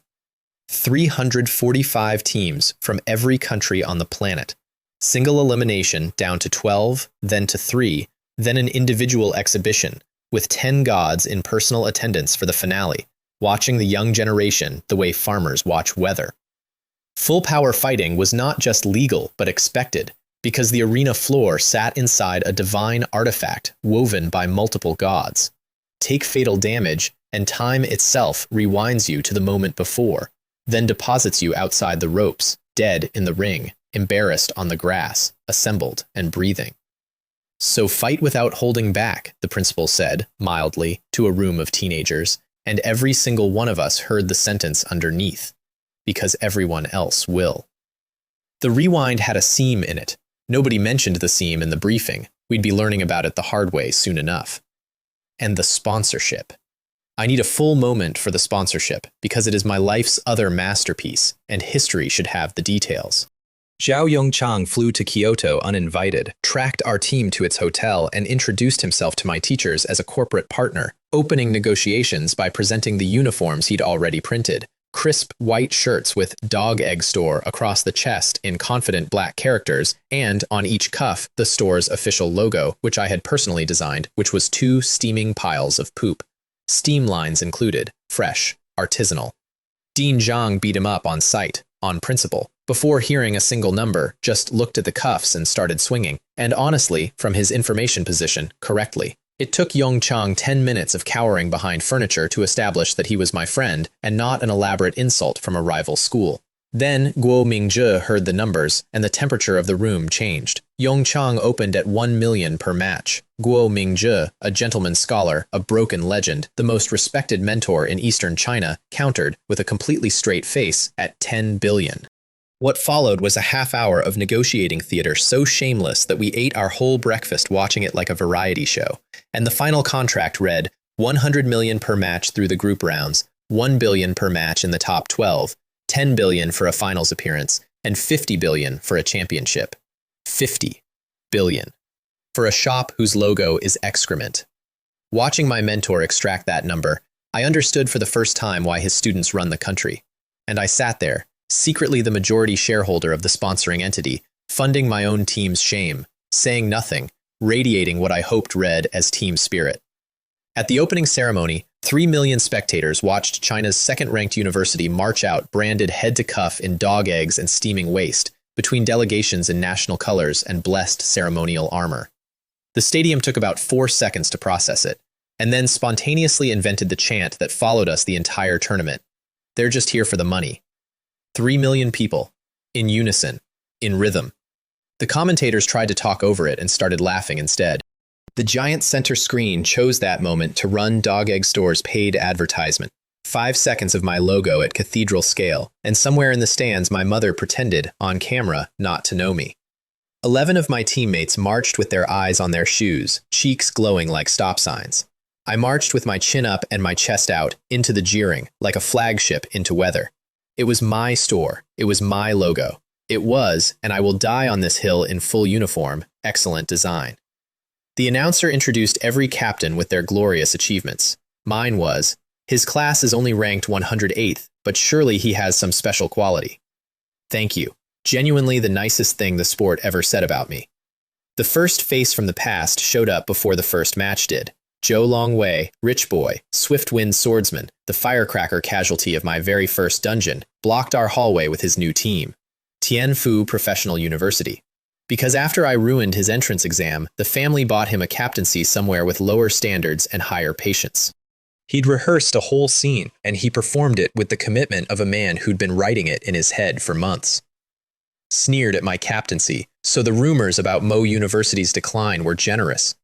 Draped himself over a girl from his own team for effect, staging a tableau of everything he thought power looked like. And then he aimed a sentence at Chen Mei Hao that I'm not going to repeat because there are sentences that don't deserve a second airing anywhere, and because the sentence did its job instantly. Zhang Wen, our skeleton knight, quiet guy, carries a torch for her the size of a lighthouse, cocked a fist with his whole realm behind it. I caught his arm. It took actual strength. Tournament rules. Private fights mean team expulsion. Immediately, no appeals. Which Zhou Longwei knew, which was the entire play. Spend one vile sentence, buy one Mo University forfeit, walk away clean. I held Zhang Wen's arm until the shaking stopped, and I watched Zhou Longwei watch me do it with the small smile of a man whose trap almost paid, and I filed the smile in the drawer where I keep things that are going to cost people later. "You'd better pray you don't draw me," he said on his way out.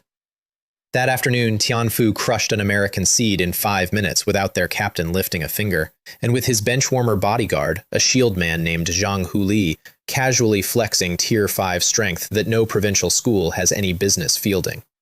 Then, Zhou Longwei found the nearest camera and drew a slow line across his own throat, dedicated to us.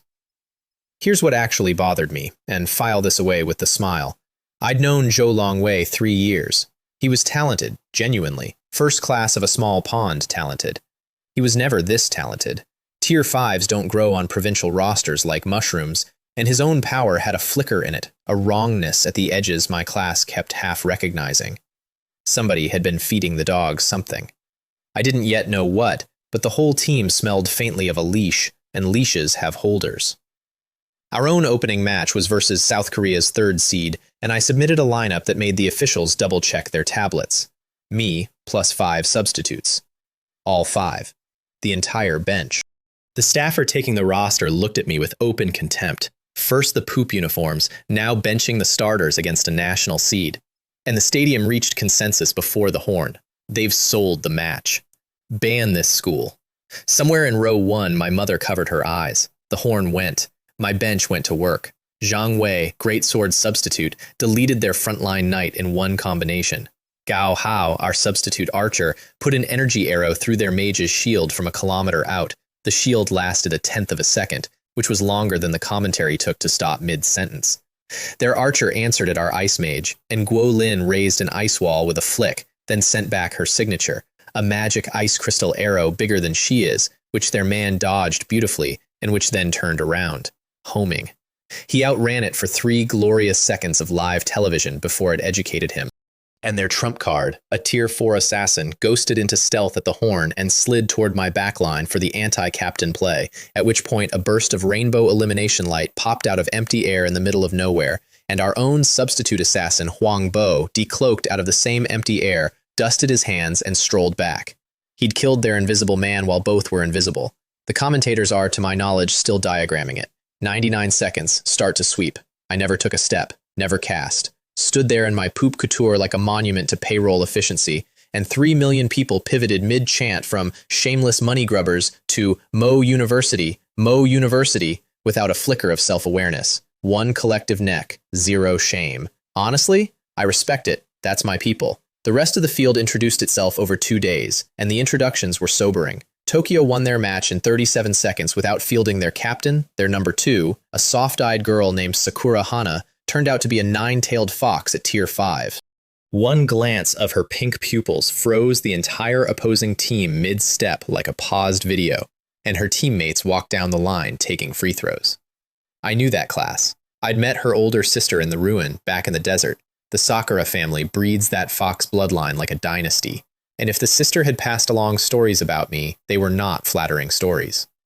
Russia's answer was louder. Their tyrant got a real opponent, Harvard, America's 2nd seed, 6 solid Tier 4s, and chose to solo them as a personal statement. He jumped 100 meters straight up, off a leap that caved in 10 meters of arena floor. Harvard unloaded their entire ranged arsenal into him, every trump skill they owned, and he ate the barrage with his face, out of what I can only assume was politeness, hanging in the smoke unscratched. Then he spoke his technique, mighty Vajra fist, and the sky filled with golden fists, hundreds of them, each one howling down with an ape spirit roaring inside it. And when the rains stopped, there was one Harvard player left standing, and he was standing in the medical sense only. The man had bombed a licensed sports arena from orbit, by hand. 5 prodigies. All real, all monsters. My team watched the footage in a lounge gone very quiet, everyone recalculating our bracket odds in their heads, and into that silence I said, I can take them. Dean Zhang hit me. The mood instantly recovered, half the room laughing at my dent, half of them, I noticed, sitting up straighter, because somebody in the room had said it out loud, and the ceiling had not fallen. That's what I'm for, both parts. It's a package deal. Meanwhile, in the background of the tournament, my parents and Chen Mei Hao's parents had discovered each other, seated side by side in row 1 by no accident whatsoever, and the two delegations merged within a day into one big seafood dinner conspiracy whose only agenda item was us. Dinners as families, toasts with subtext, her father calling my father old brother with escalating warmth, while both mothers conducted negotiations disguised as compliments. The strike came at a family dinner I attended unarmed. My mother opened with a gentle probe. Xiao Su, what do you think of Xiao Qing? And before I could deploy my prepared position, we're 19, there's a war on, several gods know my address, my father stood up, lit a cigarette, sighed like a man abandoning a dream, and said, forget it. Tell old Chen the boy refuses. Let's drop the whole thing. Wait, I said. Just that. One syllable of pure reflex. Excellent, said my father, sitting back down. Tell old Chen he agrees. And my flustered counterbabbling was gavelled into the minutes as consent before the dessert course. My own family. A pincer maneuver. Yen Ru laughed so hard she slid off her chair and wrote nothing in the ledger, because some victories are their own payment. In the other taxi, at approximately the same hour, her mother asked what she thought of me. And Chen Mei Hao, I have this from 3 witnesses, listed my flaws for a full, uninterrupted minute. Stingy, petty, holds grudges, reckless, terrible at accepting help, bald. While turning steadily, catastrophically redder with each item, which in her dialect is a notarized yes. Her father and the old butler exchanged one look in the front seat and said nothing, being professionals. Both cars reported success to each other by nightfall. We were the last 2 people on Earth to know, and we were engaged to be engaged, pending one tournament. Then came Paris, and the tournament stopped being funny for a day. France's first seed, their captain Arthur, mid-tier 5, the best his country had produced in decades, and a man who walked in already furious because we fielded only 3 starters against him and he read it as contempt. His game plan, we reconstructed afterward, was never to win, it was to maim, cripple Mo University's core for the later rounds inside the letter of the rules. The rules have a seam, you see. The divine rewind saves anyone who takes fatal damage, but only fatal, and only within a time window. Hurt someone badly enough, keep them alive past the window, and the arena spits them out, ruined for real. Every fighter in that tournament knew the seam existed. Arthur was the first one cruel enough to use it. My teammates had claimed this match for themselves.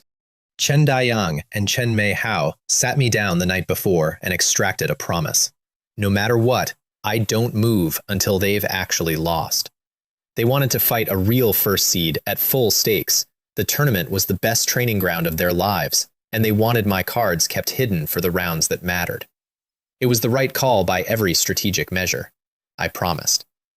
Hold that promise up to the light while I tell you what it cost.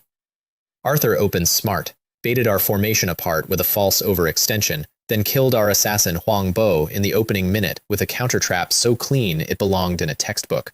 Huang Bo lunged for the assassination window Arthur left deliberately open, and a blood-red net was waiting inside it.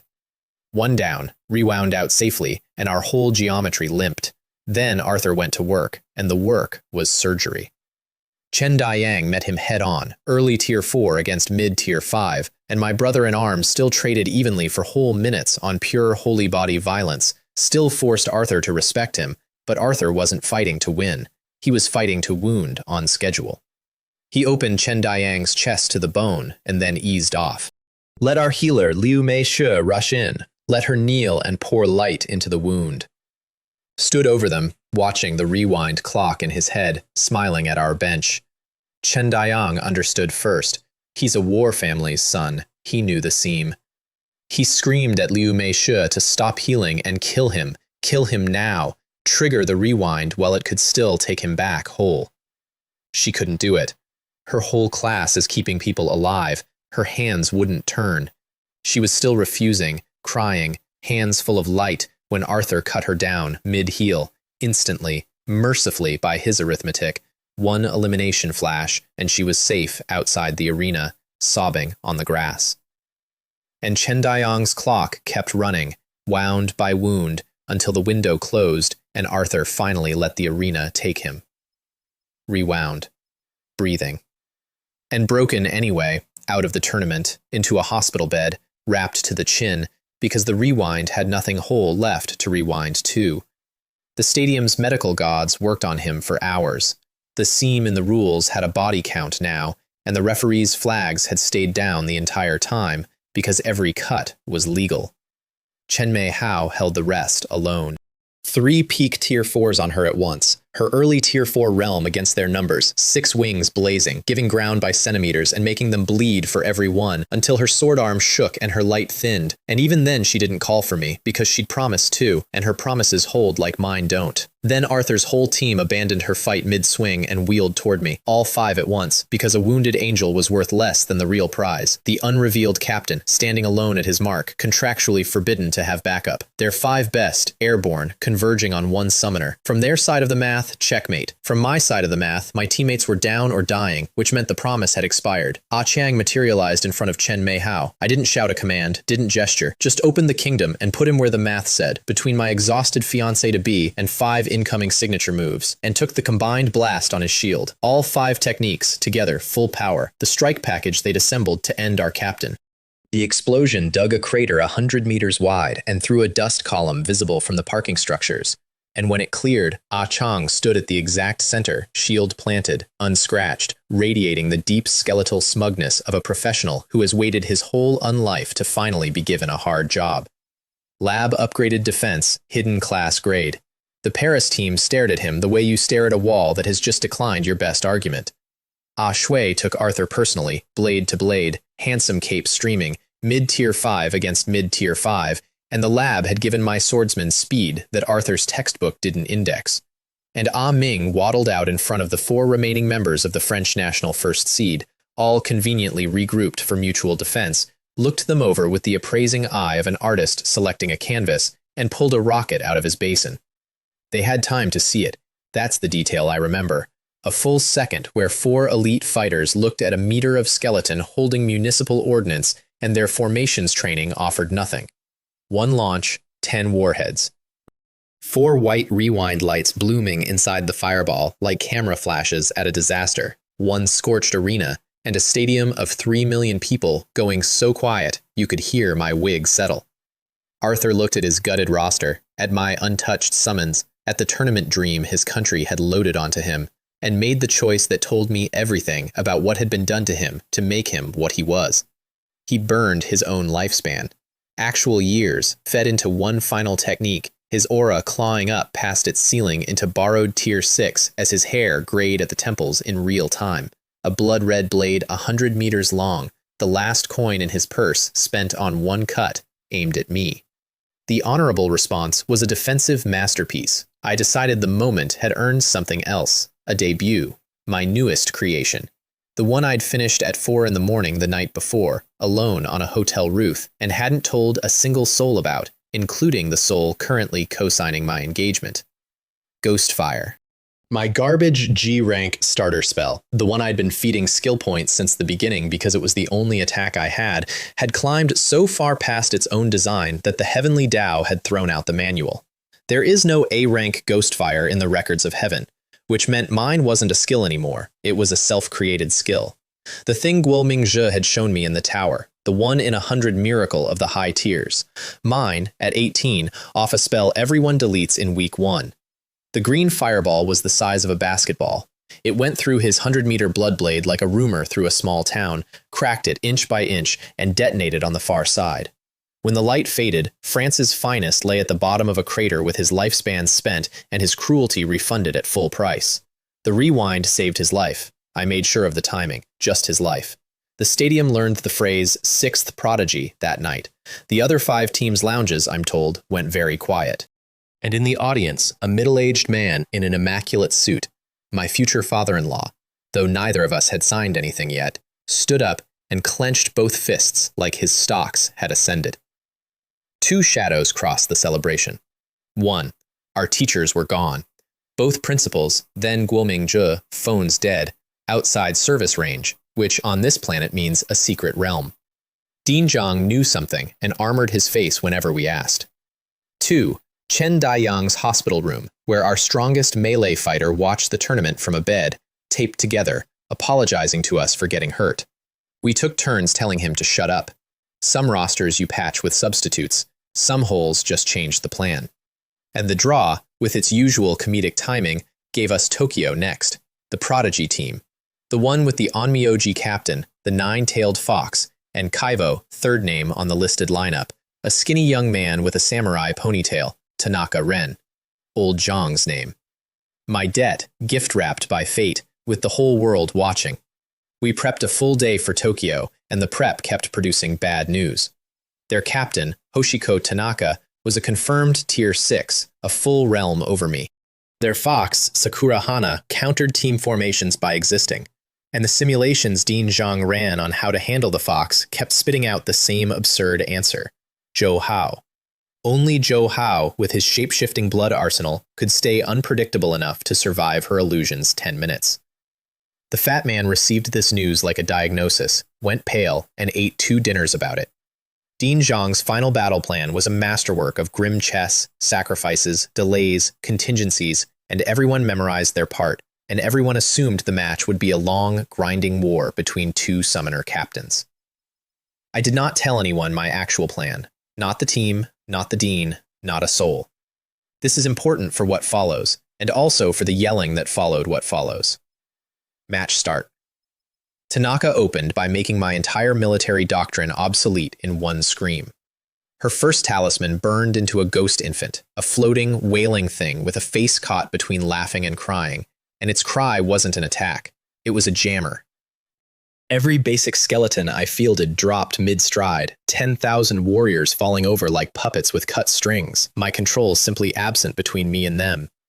A summoner who counters summons. The scouting reports had not mentioned the anti-me Shikigami, and across 500 meters I saw her register my face and permit herself one small professional smile. Then came her real roster, and here's a wrinkle from a past life. I knew these creatures. Names out of a mythology I'd grinded as a video game in another world. Akiko, the Fenris, Yuko Sakura, and circling above them all, Kageyama, a black-winged swordsman Shikigami who'd been top tier in the game and turned out to be top tier in the flesh. Mid-tier 6. He folded Ah Shui in 3 moves. Ah Shui, my speed demon, my handsome cape, parried twice and got batted out of the sky, and only Ah Chang's shield arriving at terminal velocity kept my swordsman on the board. The Fenris and Momiji locked down Flavorful Glaze and Bartholomew. Daisy charged Akiko and got juggled. My senior laborers were losing, my basics were jammed. Her lineup countered mine on every axis, and both captains knew it, and she stood 500 meters back behind the whole beautiful machine, hands folded in her sleeves, conducting. By every simulation Dean Zhang had run, this was the losing branch, and the plan said, retreat, regroup, grind. The plan was excellent. The plan, however, had been drafted by an honorable man and did not account for the resources of a man with a shovel. So I spent my hoarded surprise. The S-rank flash, the upgrade nobody knew about, bought with every liquid yuan dog egg store could wire me, the single most expensive purchase of my life, sitting in my skill list with the safety off. 10,000 meters per cast. Her formation was 500 meters away, arranged around the assumption, the completely reasonable, physics-based assumption, that distance exists. Spatial ripples, 1 blink. I materialized directly behind the enemy captain, inside her formation, in the middle of everything she owned, close enough to read the embroidery on her sleeves. And my hand was already up because I'd started charging the full-power ghost fire before I jumped, 1,000 points of spirit packed into 1 green sphere the size of a basketball, humming against my palm like a trapped engine. She was tier 6. Her reactions were prodigy grade. She actually managed to begin 2 separate defenses in the time available, which is genuinely one of the most impressive things I saw all tournament. The time available was 0. I detonated it point blank. On her team, on my own summons, on me. The explosion swallowed the middle of the arena whole, and the stadium's divine skill rang like a church bell processing a group booking.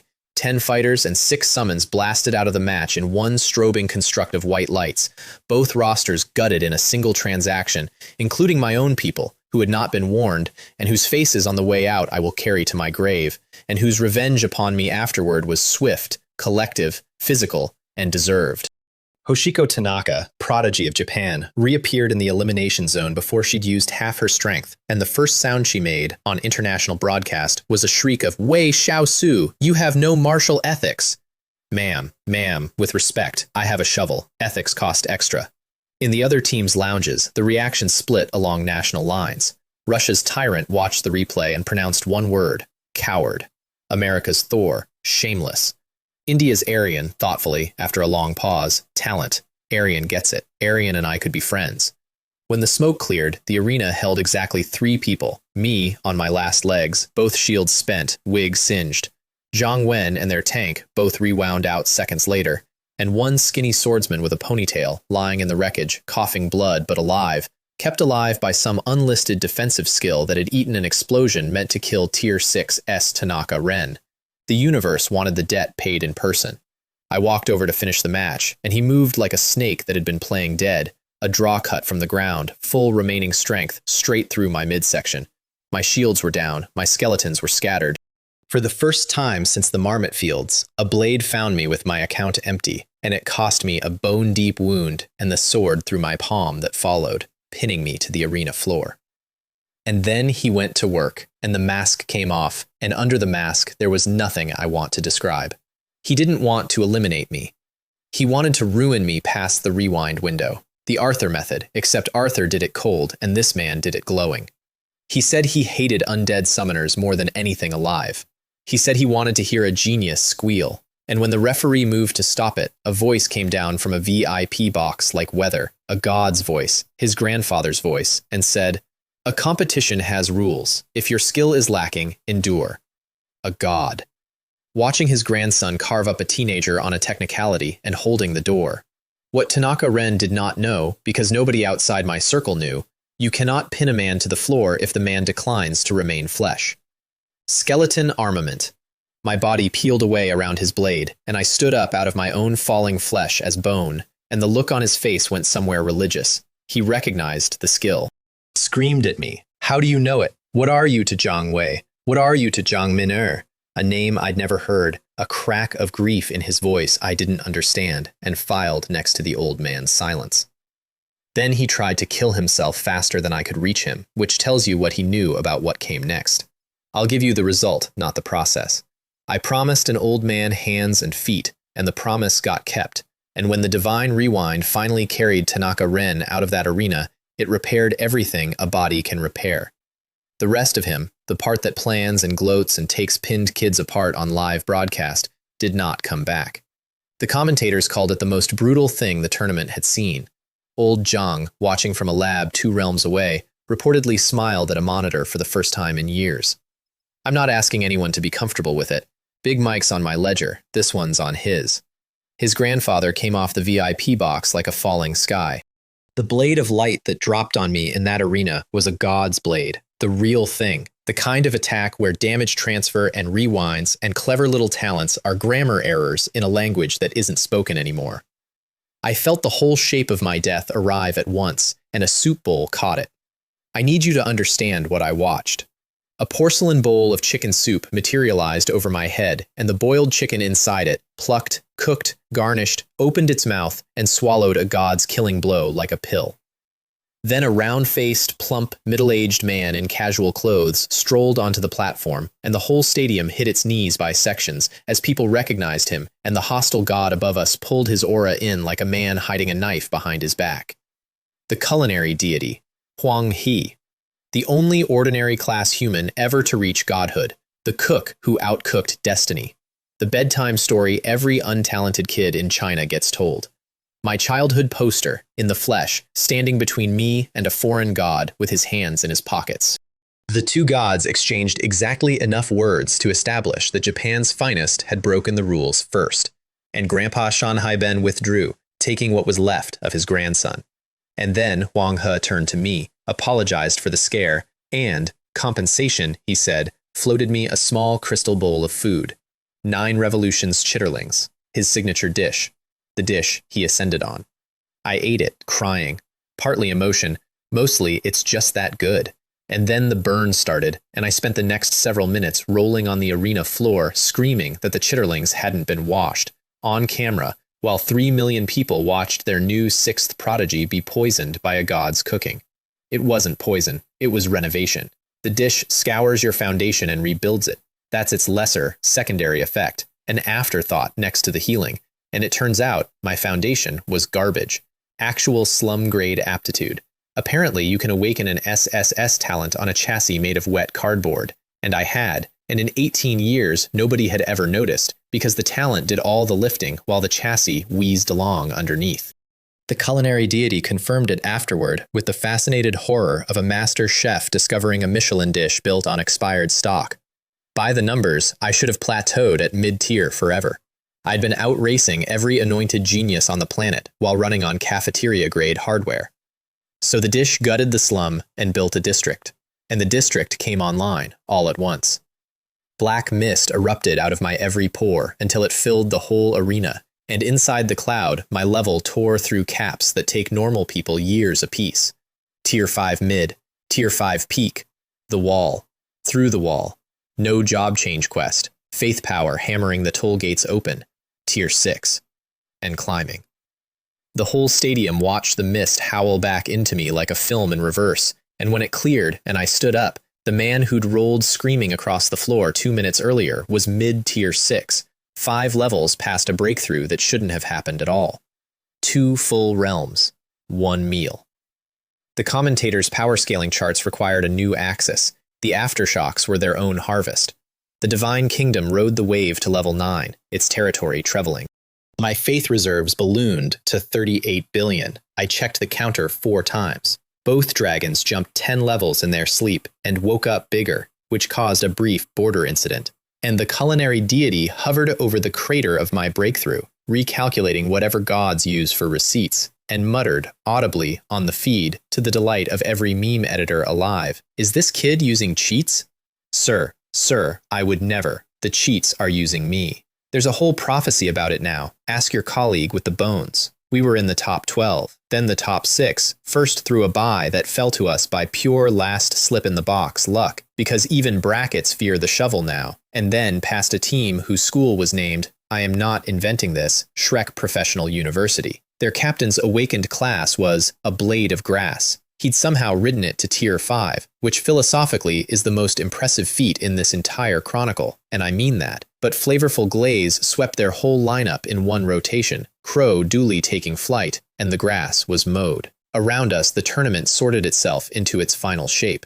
Chen Yutze met Thor, the #1 seed everyone had been drooling over since the opening ceremony. God King versus Immortal, hammer versus sword, and beat him in 20 minutes without visibly reaching his own bottom, which told every remaining team the true standings. There was Chen Yutze, and then there was the bracket. Russia's Tyrant walked his side of the draw like a man collecting rent, and Zhou Longwei one-shotted a Tier 5 captain on a stage built for grinding chess matches. 1 sword stroke, next round, and the smell of leash coming off him got so strong that Dean Zhang finally said out loud what we'd both been circling for a week. The 10,000 races sect, human traitors in service to the monster empires, the same genus of filth as the Sun Moon Church, and their fingerprints were all over my old classmates' impossible growth curve. And here was the genuinely unsettling part. The authorities knew. They had to know. The capital was crawling with Tier 9s and gods, and we were 2 college kids who'd spotted it from the bleachers, which meant somebody upstairs was letting the borrowed power keep playing.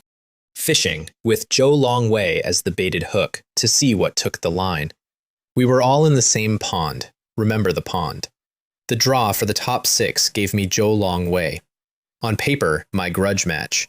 Kidnapped my sister once by proxy, that story had finally come out. The Hao family behind the attempt, the Shu family behind the rescue, sent the assassin whose grave opened my coin economy, spent 3 years pointing his family's malice at everyone I love. The stadium expected an execution and settled in happily. They got one, just not mine, and not the kind anyone imagined. The match itself I controlled from the first exchange. His new powers were real. Tier 6 peak output from a body that had no honest business holding it, sword chi in unnatural colors, and under it all a thread of death aura that my class recognized like a smell from home, which should have told me everything and told me almost enough. But borrowed power is a rented suit. It never quite fits at the shoulders. I wore him down with the senior laborers. I cracked his guard in armament form with Ah Shui's inherited sword arts. And when the opening came, I answered 3 years of hired knives with 10,000 swords. Return to origin, the full sky-filling version. I'll say it plainly, I made the bill public, and I made it thorough. The arena went dead quiet watching me collect it. I have exactly no apology on file. His family kidnapped my sister. There are prices. But as he lay there beaten, with the medics inbound and the crowd finding its voice again, his skin began to shed. Not blood, bone. My freshly beaten enemy stood back up as a skeleton with red fire in its sockets, and the pressure that came off that little frame emptied the sky of birds, sound, and courage in that order. The deity of remains. Second strongest deity of the Death Empire, wearing my classmate like a costume he was now done with. He'd possessed Zhou Longwei through the sect. That was the source of the leash, the loner power, all of it. And the original plan, we pieced together later, was to detonate out of the boy mid-tournament and murder Chen Yuze, the immortal, the class the gods of every dead empire have nightmares about. But plans change. He'd heard about me. 100 high-tier human experts hit him with everything, together, on reflex. He raised one finger and put a black dot the size of a fingernail in the air, and every attack touched the dot and stopped existing. No flash, no sound. 100 techniques deleted like typos.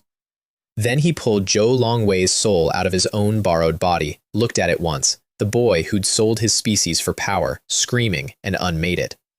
My 3-year enemy died as a snack between a god's errands, and I'd be lying if I said the lesson didn't land. That's where the leash goes, kid, all the way down. Then the deity of remains turned to me, and the arena, 3 million seats of it, went quiet enough to hear my own pulse asking for instructions. Understand my tactical position at this moment.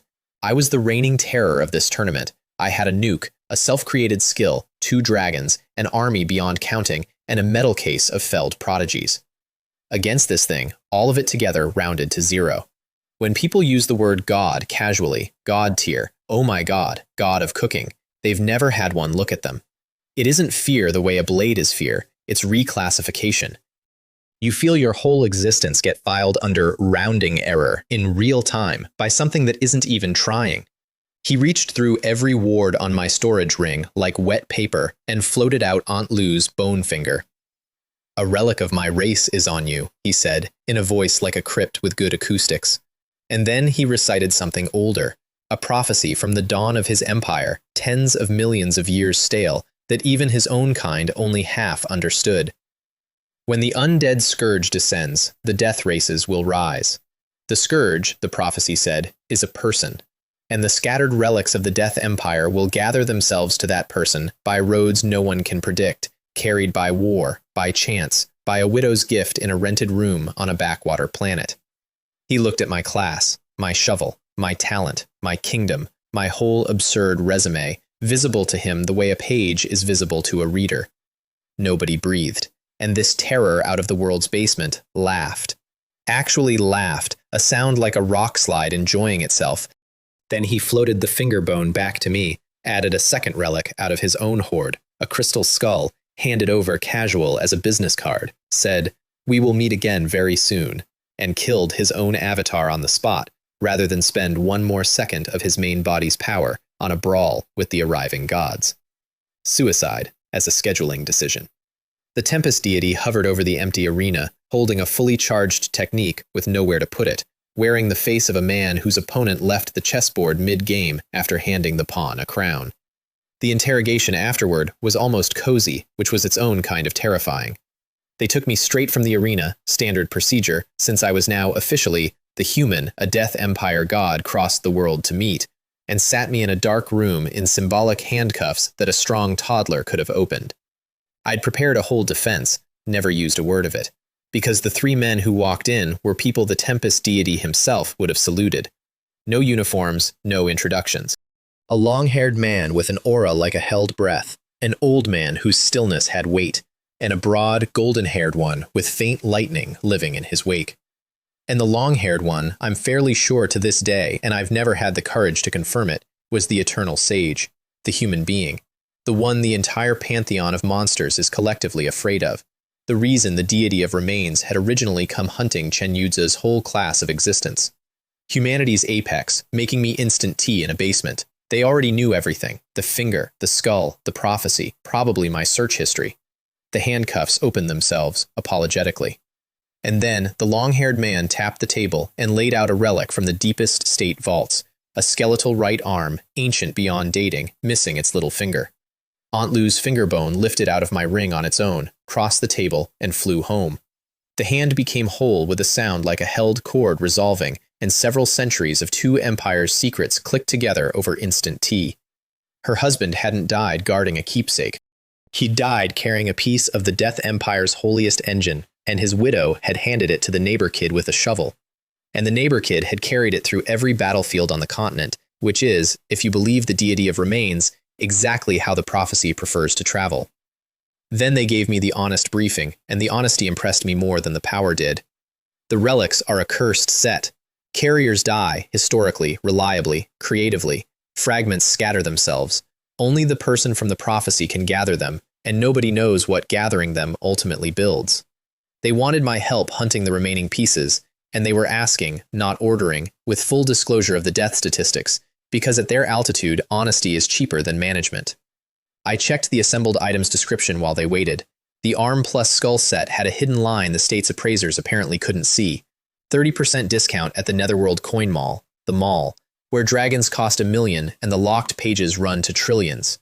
30% off, compounding on every future purchase, forever, growing with every fragment found. I'll do it, I said, with the grave solemnity of a man accepting a holy burden on behalf of his species, and the three most powerful humans alive nodded, visibly moved by my courage, and I kept my coupon-clipping little soul entirely off my face, which remains my greatest single acting achievement.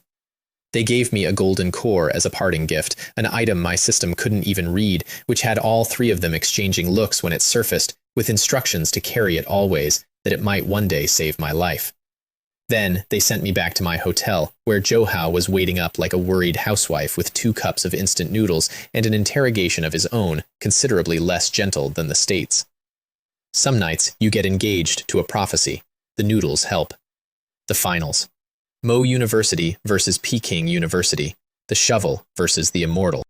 Format, one-on-one gauntlet, winner stays on, captains anchoring, 10 gods in attendance, every screen on the planet tuned in, and our jerseys still said Dog Egg Store, because Yongchang had re-upped the sponsorship at championship rates, and the stadium had affectionately renamed us the Poop Team, and my teammates had stopped fighting it. Acceptance is the final stage of merchandising. The undercard was a war in miniature, and every duel of it deserves its line. Guo Lin opened for us, our substitute ice mage, the girl with the homing arrow, promoted to lead off against the defending dynasty. She drew their Earth Warrior, a mid-tier 4 with a level advantage, and kited him across a kilometer of arena like a matador with a spreadsheet. Walls of ice to cut his angles, frost on the ground to tax his footwork, and when he finally overcommitted, the crystal arrow took the round. Their War Knight came out next and simply out-armored her arsenal. 30 grinding minutes of siege against a girl with emptying mana, she made him pay full price for every meter, and when her spirit finally ran dry, she walked off to an ovation that started in our box and spread.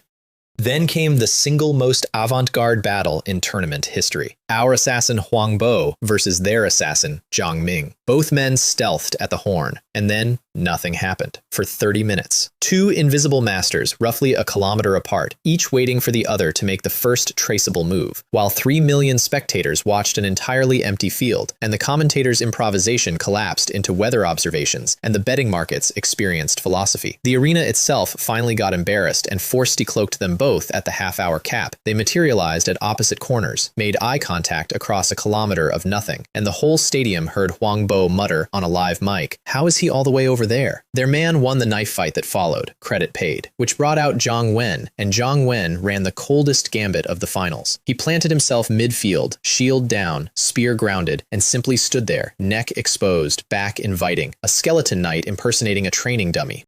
Their assassins circled that bait for 20 full minutes, smelling the trap, unable to find it, until the stealth timer forced his hand and he took the throat shot every textbook endorses. The dagger went in, and stuck. In vertebrae that Zhang Wen had quietly skeletonized in advance, his class's innate trick, flesh to bone from the inside, no vitals left where vitals should be. Zhang Wen turned his head 180 degrees, dagger still parked in his spine, and grinned at the man point blank. The grin did more damage than the counterattack. The counterattack merely won the round. The grin is reportedly still circulating in Peking's dorms as a cautionary image. Then Peking sent out a small, sweet-faced girl with short hair, and my scouting notes said, in my own handwriting, Su Jingjing, ordinary class, rank 265, body refinement practitioner, and I still fell for it.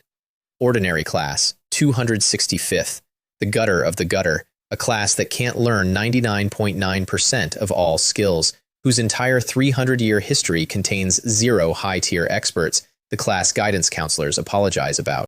She stepped into the arena, cracked the floor with the step, crossed to our skeleton knight faster than the cameras panned, and punched Zhang Wen, shield, armor, skeletonized spine and all, into the ground like a tent peg. 2 punches total. Her technique's official name, per the broadcast graphics, was 1 punch, 2 patties. The stadium's collective understanding of class rankings suffered structural damage. The explanation walked the sidelines in a stained apron. The last name on Peking's roster was the culinary deity's personal disciple. He'd found an untalented girl with monstrous will, a mirror of his own story, the ordinary class nobody the heavens overlooked, and she'd spat in the heaven's eye twice over. Self-created skills, plural, on a garbage class. Her first, explosion, mixed 2 incompatible G-rank energies inside her own body for a 10-fold surge that damaged her every time she used it. Her second, finished the night before against her teacher's explicit orders, was called destruction, 50-fold, the kind of technique where the user's own biology files a protest. Zhou Hao went out to meet her, and my fat brother fought the fight of his life. Blood sacrifice priest versus body refinement was a duel between 2 kinds of cheating. She had 1 body worth 50. He had a cooler full of bodies. He opened as a buffer, self-stacked 4 blessings, swapped to an ice mage mid-punch, dropped a homing glacier arrow on her that she shattered with a bare fist, swapped to a healer to undo the fist that reached him, swapped to a curse master and draped her in strength rot and speed rot, swapped to a giant shield knight as she came through the curses anyway, 7 borrowed classes chained back to back, drinking essence vials between blows like a man at the world's worst wine tasting, while the sweet-faced girl walked through his entire arsenal with her knuckles glowing and called him a dead fatty in increasingly affectionate tones. The last exchange, both of them were burning life itself, her destruction against his final vial, a Tier 7's blood essence that his Tier 4 body had no business surviving, flesh sloughing to half skeleton as it burned through him. They traded one last blow with everything on the table, and the double elimination flash lit the stadium like a second sun, and 3 million people came off their seats for 2 half-dead kids from the bottom of 2 different barrels. In the recovery zone, the culinary deity personally force-fed his broken disciple a bowl of healing chitterlings while she cried that she'd rather die than eat it. Their whole dynamic explained itself in one image, and on our bench, Zhou Hao watched her fight the bull with his swollen face full of an emotion I recognized immediately, and I opened the matchmaking ledger I apparently keep now, and I wrote 1 line and boxed it. Chen Mei Hao closed the undercard. Peking's last regular was a summoner, a real one, orthodox, 3 solid beasts and a textbook, and she took him apart with the 6-wing deficiency of a woman who has sparred against the world's least orthodox summoner all year and found the orthodox kind quaint. 10 minutes, no damage taken, and then, still fresh, still glowing, with the whole stadium expecting her to stay on, she bowed to the referee and conceded her spot. Cold-eyed, strategic, correct. The only man left on Peking's bench was Chen Yuzi, and every point of her strength spent on him was a point I wouldn't have behind me when I anchored. She walked off to a confused murmur that turned into applause as the bracket literate explained it to their neighbors, and passed me at the entrance tunnel and said, quietly, without breaking stride, "Win it, or I did that for nothing." No pressure, none at all. So it came down to what everyone on the planet had bought tickets for. The immortal versus the 6th prodigy. The number 1 class in history versus the number 108th. Here's the thing about Chen Yuzi that the posters don't tell you. The jade hairpin, the white robe, the celestial cheekbones, the aura of a sword saint descended from a painting, all real, all completely wasted on the man inside, who is, at his core, an absolute clown. We discovered this about each other at range, before the horn, when he eavesdropped on me calling him a pretty boy, and answered from 500 meters away, and within 1 minute the two most anticipated fighters on the planet were standing in a packed stadium exchanging pretty boy and Li An Shan like 6-year-olds while 10 gods watched. The commentators tried to frame it as psychological warfare. It was not psychological warfare. It was two idiots meeting their mirror. Then the horn went, and the mirror tried to kill me. He said one word, wind, not a technique name, not an incantation. One conversational word, like ordering tea, and the entire arena became weather. A standing hurricane owned the field, wall to wall, and inside it, the rules changed by weight class. My senior laborers pinned flat to the ground mid-charge, my fresh reinforcement summons shredding apart on arrival like paper in a fan, Ah Shuai's famous speed reduced to an opinion. And through his own hurricane, Chen Yuzi walked like a man in a garden, robes barely stirring, because the wind was him. He passed Bartholomew on the way and cut him in half, casually, one gesture, my king-level sniper bisected as a footnote. Then he appeared behind me. No warning, no tell, a sword already falling toward my collarbone with a Tier 6 peak's full weight behind it, and the S-rank flash fired on pure spinal reflex, the full cross-arena blink, and his blade hit the ghost of where I'd been. The look on his face when I materialized a kilometer away, waving, was the first honest emotion of the match. He mouthed something. Lip readers across 3 networks confirmed it was, "That's not fair," which, coming from a man who says wind and gets a hurricane, I choose to frame. I answered with the heaviest object in my inventory, Ah Ming, nuke, indoor use. I want to defend this decision briefly. The arena was sealed under divine shielding rated for gods. The rewind was active. Every fighter had signed the full power waiver, and the man had a hurricane. Anyone in my position with a nuke would have used the nuke, and everyone who says otherwise has never owned a nuke. The mushroom cloud filled the sealed arena from divine wall to divine wall. It took my own pinned senior laborers off the board, along with everything else. No friendly fire exemptions in real life, ask my therapist. And for 3 full seconds, watching that beautiful, terrible pillar climb, I believed I had just won the world championship by demolition. Then the cloud lit up blue from the inside. He'd survived my nuke by out-shouting it. Heavenly thunder, hundreds of bolts thick as barrels, called down through his own detonating firestorm to burn it off around him. A Tier 6 freshman conducting a lightning storm inside a nuclear blast like the world's most overqualified lightning rod. And through the divine static, his voice carried to me across the wreckage, delivering the most quotable sentence of the entire tournament. Come on then, let's hurt each other. We did. Simultaneously, because neither of us has ever once been the bigger man. His master bolt came down on my skull through both my shields, magic shield gone in 1/10 of a second, undead shield buying 1 more, and my full power ghost fire went into his face at the same moment through his 4-element guard. Double scream, in stereo on every broadcast on the planet, double crater. And when the smoke cleared, both finalists flat on our backs at opposite ends of the arena, twitching, the cameras panned across the battlefield and found the true casualty of the exchange lying between us, smoking gently. My wig.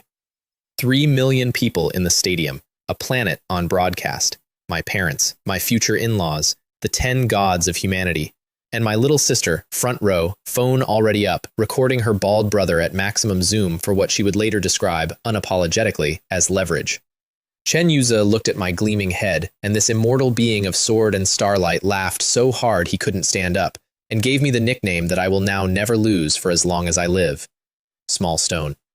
The rest of the final was legend and farce, holding hands, and I'm giving you all of it because the world deserves the full record. We both got up, slowly, insultingly, each pretending the other looked worse. I summoned the magma bone dragon, my furnace with wings, Tier 5 now and huge, and instead of fear, Chen Yuzi's face produced delight, and he asked, mid-battle, on the record, whether he could have 10 minutes. 10 minutes. To practice. Dragons are rare, he explained, parrying a claw the size of a truck. He'd never fought a real one. This was valuable training, and he'd hate to waste it. And because I am who I am, I checked my cooldowns, did the math, and said fine, 10 minutes, and the World Championship final paused, functionally, for a dragon fighting seminar. He took notes out loud. He experimented with angles. Dragon's might, the bloodline terror that flattens monsters and staggers humans, worked on him for the first 3 minutes, and then he simply acclimated to it, like a man getting used to cold water, which should be impossible, and I said so, loudly, and he thanked me for the feedback. At the 10-minute mark exactly, he disengaged, bowed to the dragon, thanked us both for our contribution to his development, and I understood that I was fighting the strangest man alive, and that afterward, we were going to be friends, whether I consented or not. Then he stopped playing. He said the words his teacher probably regrets teaching him: law, heaven, and earth, and grew. 100 meters of him. Wind, lightning, water, and fire braided into a giant's shape, a walking climate with his face on it, and my 50-meter fourth stage armament, the form that had ended every fight it ever entered, was suddenly, for the first time, the small one on the field. He flicked me across the arena into the divine wall with one finger sweep and called me Small Stone while I slid down it. The indignity had layers. So I reached into the kingdom for the true hidden card, Frostbone Dragon. Tier 6 now, fed on a season of miracle incense, ice made ancient and given wings, and her opening breath caught the law giant mid-stride and froze 100 meters of elemental demigods solid, frost racing up him in visible floors like a tower icing over. And in the same breath I'd recast armament using Bartholomew, my bisected sniper, avenged in the best way his bones could ask for, which made me a 50-meter skeleton holding a 30-meter sniper cannon. I aimed at the frozen giant's chest. The whole world held still. I fired. The crack of that shot is still my ringtone. The round went through 100 meters of ice and law, and out the other side, and the hole it left in the giant's chest was 10 meters wide, and somewhere inside it, Chen Yuza's actual voice said a word that the broadcast had to censor in 40 languages. He shattered out of the ice, genuinely angry for the first time all match, and showed me why the immortal is the immortal. 2 more self-created skills, back to back, from inside a collapsing law body. Samadhi True Fire for my Frost Bone Dragon, a black river of underworld water for my Magma Bone Dragon, each one an instant, elegant, dragon-sized deletion. The man carries self-created skills the way I carry skeletons. Both my dragons rewound off the board in under 10 seconds, and with them went every big card I had left, which brought us, both ruined, to the true final exchange. Me, one last nuke in my arms, too close to survive my own blast, shields gone. Him, law body broken, elements guttering, too drained to stop the nuke or escape the sealed arena. Mutually assured elimination, live, for a trophy. The purest possible test of 2 idiots. Surrender, I offered, and I won't light it. He suggested an anatomically complex alternative. The crowd of 3 million began chanting something unhelpful, so I lit it. The blast ate us both. The rewind caught us both. And the timestamps, checked, rechecked, frame-stepped by every network on the planet, and finally confirmed by the referee god on duty, showed Li Wenjie eliminated 1/2 second after Chen Yuzi. Because before the light swallowed everything, while we were still trading insults, I had quietly summoned a handful of skeleton guards at the far rim of the arena and buried them a meter underground, where the blast wave would reach last, where the divine sensors would find my team presence surviving his by exactly the margin of a shovel's depth. The victory condition wasn't survive, it was be eliminated second. My buried token outlived his standing everything. That's not swordsmanship. That's not cultivation. That's a summoner reading the rules all the way to the bottom of the page. And the bottom of the page is where I live. Peking's coach explained it to Chen Yuzi in the elimination zone with diagrams. His scream of no martial ethics, the second prodigy to award me that title in one tournament, echoed over the stadium PA, and I stood in the crater collecting it like a bouquet. Champion, Mo University. Champion by burial. The most on-brand victory in the history of organized sport, and I will hear no appeals. Chen Yuzi took it the only way he knows: outrage, laughter, a vow of revenge, and a standing friendship. And the world took it the way the world does. The poop team headlines wrote themselves. Dog Egg Store went global overnight. and Zhao Yongchang wept openly over a sponsorship payout with more zeros than his sign has poops. The awards ceremony rained miracles, and I'm listing them all because we earned every one. For the school, top-tier national resource allocation, only the second university in Chinese history to hold it, the thing that had been slipping away from Mo University for 20 years, restored by 11 teenagers in poop shirts. Dean Zhang held the champion's plaque up to the stands with a grin that needed structural support. Somewhere in the VIP boxes, Vice President Xu Yanru was already drafting my presidential campaign, presumably as a list of people to beat up. For each of us, a champion's medal, gold-plated, keyed to its owner's soul, worthless to anyone else, and for the named bearer, one triggered charge of full immunity, 30 to 60 minutes of no-sell against anything up to a peak Tier 9's sustained assault. The stadium heard, ultimate defensive treasure. My brain heard something else, instantly, involuntarily. I can hug my own nukes now. The medal design team did not foresee my use case. Nobody ever foresees my use case. That's the use case.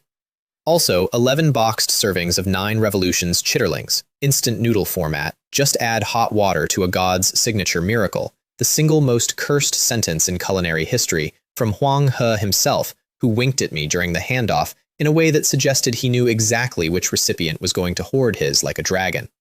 And the individual rankings, judged by the watching gods themselves. Chen Yuzi first, inevitable, correct.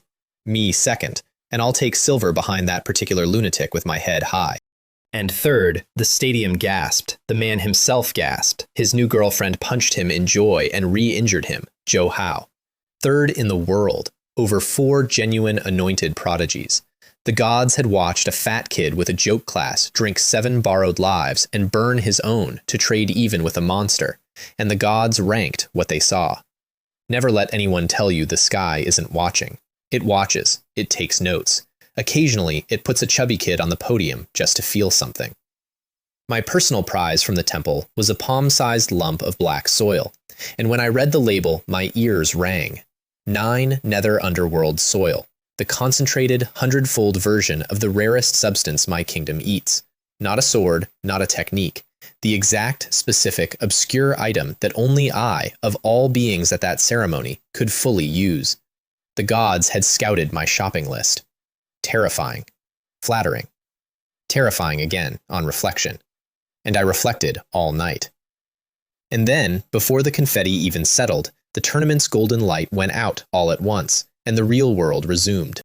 Dean Zhang got a phone call at the closing ceremony, and I watched the champion's joy leave his face between one word and the next, like a light with a cut wire. He said he had business at the school. He didn't say goodbye. He flew out of Kyoto so fast he tripped every no-fly protocol in the capital, and dozens of interceptors scrambled, and then, on somebody's very quiet, very senior order, turned around and let him go. He flew home to find 20-plus coffins laid out on the Mo University sports field. Most of them were empty in the way that means there was nothing to bring back. The secret realm had gone to full war while we played. That was the shape of the secret our teachers had been carrying all tournament. The outposts annihilated in a night assault, whole army corps wiped from the rolls, and Commander Guo He, the war god, my rocket-catching acquaintance, the Wall of the East, pinned in stalemate by 10 enemy gods at once, which is the only reason Human City 007 still existed. Every teacher who'd vanished during our matches was on that front, both principals. Guo Mingzhe with his broken foundation and his 3 self-created skills. The instructors whose coffins now sat on the grass had died holding a line so that their students could finish a tournament. Dean Zhang went to the mayor of Shanghai demanding reinforcements and got the answer that broke his voice when he told me about it later. There are none. Everyone who can go has gone. The mayor's own sons were already through the gate. And over all of it, an information blackout so the country could keep cheering a student championship and selling poop logo merchandise and chanting our names while its shield generation bled out one realm over. I've thought a lot about whether that blackout was a mercy or a crime, and I've landed on both. And I was one of the people it was protecting, and I don't forgive it, and I understand it completely. We, the cheering students, knew none of it yet. We had 1 week of joy left on the books, and we spent it properly. The engagement happened first. Qingyang City, the best 4-star hotel my hometown had, And I want to dwell on that detail because the Shu family could have rented a palace in the capital and flown both families there on a whim. Instead, they came to us. To my parents' city, my parents' scale, my parents' guest list of warehouse coworkers and village cousins, with a humility so complete it never once pointed at itself. My future father-in-law spent the banquet refilling my dad's cup and asking his advice about things he did not need advice about. Contracts tell you what a family wants. That afternoon told me what they were. The ceremony itself I remember in bright fragments. The host reading blessings in the grand tone of a woman blessing an empire over a room where half the guests were farmers. The ring going onto Chen Mei Hao's finger, my hands were steadier than I expected. Hers, and I will treasure this forever, were not. The kiss, and Chen Daiyang, fresh out of his casts, making a sound I can only transcribe as "oh" at a volume that registered on regional instruments. Wedding scheduled for after graduation, 3 years out, enough time, her grandfather observed dryly, for me to become someone even the Hao family's ghost wouldn't dare inconvenience. Chen Mei Hao wore a wine-red dress that shut down higher brain function across 3 townships and held my arm in front of both families, in public, on purpose, the ice queen of my whole adolescence. And when I looked at her, she looked back and did not look away. My classmates showed up in force, toasts, chaos, Manhwa smiling the smile of a girl being very brave, which I saw, and honor demands I say no more about, except that she toasted us first and meant it, and she's a better person than most of the sky's favorites.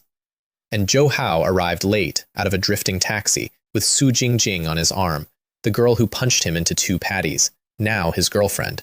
She greeted me as Brother Su, complimented the venue, and threatened him with pancake-related consequences twice during dinner, both times with visible adoration. The single greatness upset of the entire tournament, and the bracket wasn't even involved. 5 bachelors at our table stared at the fat man in naked, wounded disbelief, then turned as one to survey the remaining single girls of our team with the strategic urgency of men who have just watched the market move. And I, a newly engaged elder statesman of romance, offered them one proverb about rabbits and the grass near the burrow, and lit the fuse, and stepped back. Some gifts you give the whole team. Then, 2 days later, at a panda base in Tianfu, the last quiet mystery of my life stood up and declared itself. The panda base was Yenru's victory lap, her negotiated reward for a tournament well heckled, and the star attraction was a piece of living national surrealism called 7th Great Grandpa, a brown panda, 317 years old. A celebrity animal from before the cataclysm, there are archival photos of him as an ordinary cub, being bottle-fed by keepers whose great-great-grandchildren are now dead of old age, who mutated in the changed world, climbed the ranks across 3 centuries, and became a 9th-rank great demon, top of the mortal pyramid. A being who could contest a Tier 9 human master, who once, per the plaques, wandered the world for a century being worshipped, and then he came back. Declined world domination, kept the enclosure. He spends his days sprawled on a tree branch with one hind leg swinging, being hand-fed by tourists off a menu, an actual printed menu, where lamb skewers run 1,000 yuan, beer runs 2,000 a bottle, and the private hot pot experience costs 988,888. When we arrived, he was on the branch with a skewer in one paw and a beer in the other, watching the crowd with the serenity of a landlord at full occupancy. Chen Mei Hao mentioned, casually, that if you're lucky, you can catch him down at the city hot pot restaurants, having shabu-shabu among the humans, and nobody bothers him, because what exactly would bothering him look like? A being who could evict a city, freeloading in a zoo, because the zoo is home and humans deliver. Honestly? Role model. Post his stat sheet in every classroom. Yanru spent 100,000 yuan of Chen Mei Hao's money on his lunch, which unlocked the right to send a note with the food. She wrote it in secret, smug as a cat. And 30 seconds after the panda read it, his aura slipped. One flicker from a Tier 9. Enough to shatter the table and make 3,000 tourists' phones come out. And I, aged 4 years, grabbed my sister and demanded to know what she wrote. She'd written, "You look cute and chubby. Can I ride you to school every day? I'll pay." To a 9th-rank great demon. A being 3 centuries old, apex of the mortal world, who has politely declined emperors. Can I ride you to school? I'll pay. And while I was preparing the lecture of my life, I had structure, I had citations, I had personal anecdotes about what 9th-rank beings do to presumptuous teenagers, She rolled her eyes at me. 14. Unimpressed. Keeper of the ledger. She checked the path for eavesdroppers with genuine tradecraft, which was its own alarming detail, and then she opened her status screen to show us why she wasn't crazy, and the lecture died in my throat with its citations unspent. My sister had awakened. 2 years early. That doesn't happen. Awakening is 18, biologically, cosmically, no recorded exceptions without divine intervention.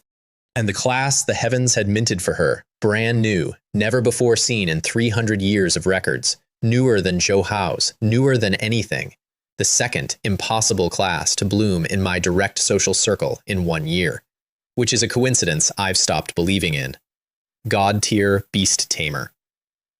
With 2 skills at the bottom of the panel, and both of them were SSS. My talent is SSS, singular, and it made me the terror of a hemisphere. The little menace has a matched set. Fountain of Evolution. Her body condenses 1 drop of 9 heavens divine water, the legendary monster aptitude treasure, the stuff that auctions for national budgets every 7 days. From nothing. Forever. And Divine Contract Array.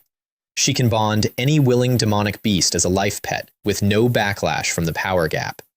Any. The word any in an SSS skill description attached to my little sister who had already picked out her first target, and her first target was the 9th rank panda, and her opening offer had been bus fare. Chen Mei Hao and I stood there doing the same math with the same growing horror. The Immortal has held the #1 class ranking for 300 years. This class could unseat it. And it was wearing my sister's face and pouting about a failed panda negotiation. We swore her to absolute secrecy. The 10,000 races sect sends gods after talent like this. I've met the delivery service personally, and she extorted a standing hot pot budget as the price of her silence, because of course she did. The ledger keeper does not do free confidentiality. And the negotiation didn't end there, because my sister does not accept first refusals. She went back the next day with Chen Mei Hao's card and bought the hot pot experience, the full 988,000 yuan private session, girl and demon across 1 bubbling pot, and spent an hour making her case to a panda who ate her entire budget, listened with the patience of geology, and declined again. Politely, keeping the hot pot. She came out furious and radiant with purpose, already planning the next campaign contribution, and the old bear watched her go from his branch with, I'd swear, the specific satisfaction of a master watching a promising student fail correctly. He knows she'll be back. She knows, he knows. This courtship is going to bankrupt me, and I can't wait to see it land. That's when the war finally reached me. Chen Dayang called. The truth about the coffins was out inside the school, and the whole team was going through the gate to fight. The realm was under total mobilization. Enter freely, leave never. Everyone drafted. My teachers were somewhere in that meat grinder. My classmates were walking into it by choice.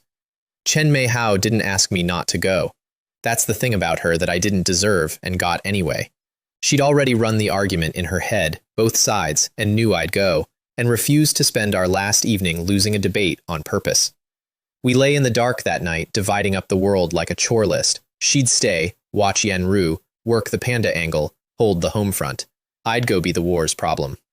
In the morning, she turned her back so I couldn't see her face, stood like that for exactly 3 seconds, then turned around anyway and held on to me, hard, wordless, and finally told me not to overdo it, which, from her, translated out of her dialect, is a 3-page letter with tear stains and a threat on the last page. When you come back, she added at the car, not looking at me, you're getting a driver's license. I'm not chauffeuring a war hero forever.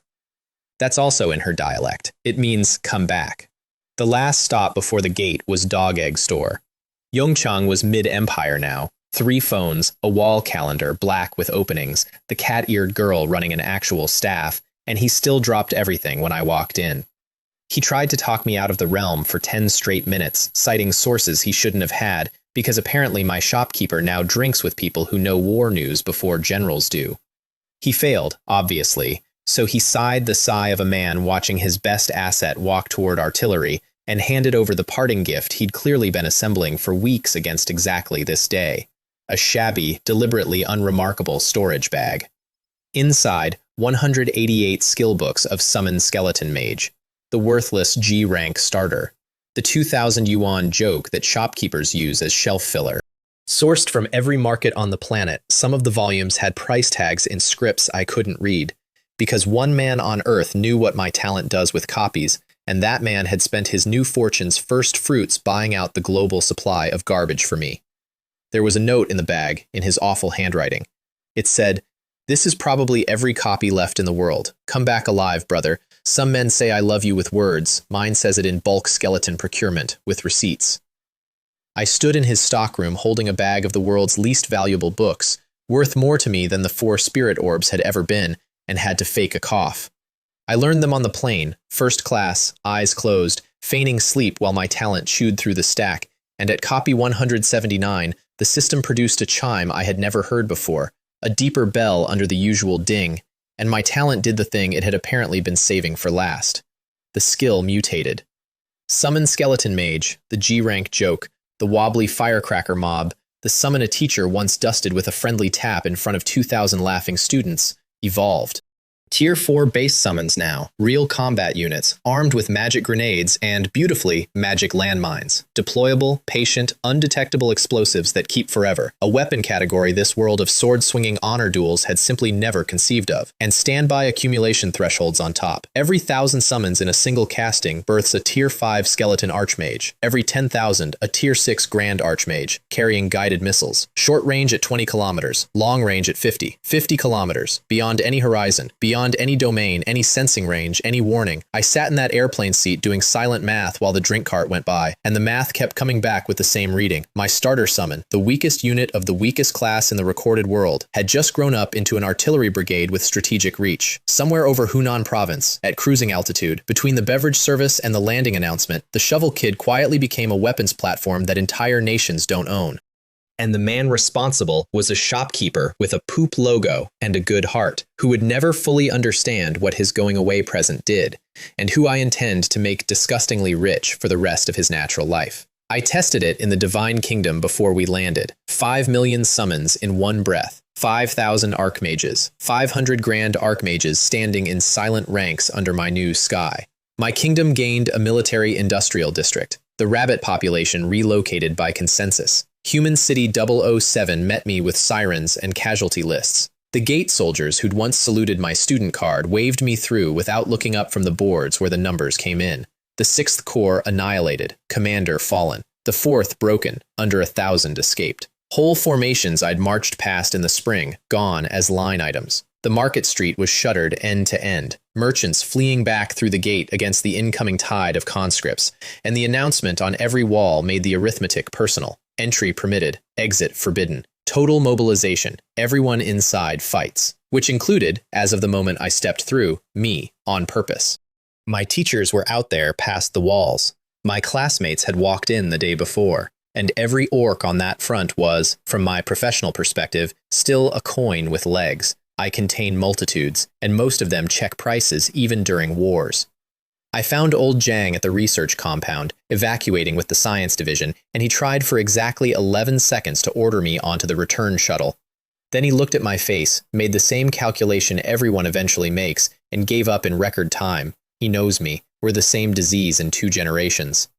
Instead, he reached into his coat and pressed one last skill book into my hands, unlabeled, hand-bound, hot off his lab bench. Skeleton Armament.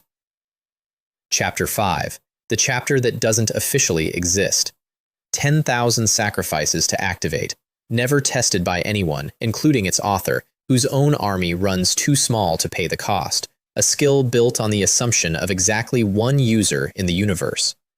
The side effects shouldn't be fatal, he said, with the serene confidence of a man who will not be standing nearby. Then he squeezed my shoulder once, hard, which, from old Zhang, is a eulogy and a blessing and a data request all at once, and got on his shuttle. And then the gate sealed behind me, the war swallowed the horizon, and out there in the smoke, though I couldn't see them yet, an old destiny and a new one were both walking my way. A kobold with a dead friend's name carved into his heart, wearing a Tier 7 he'd bled for, sworn to find the human behind the green fire.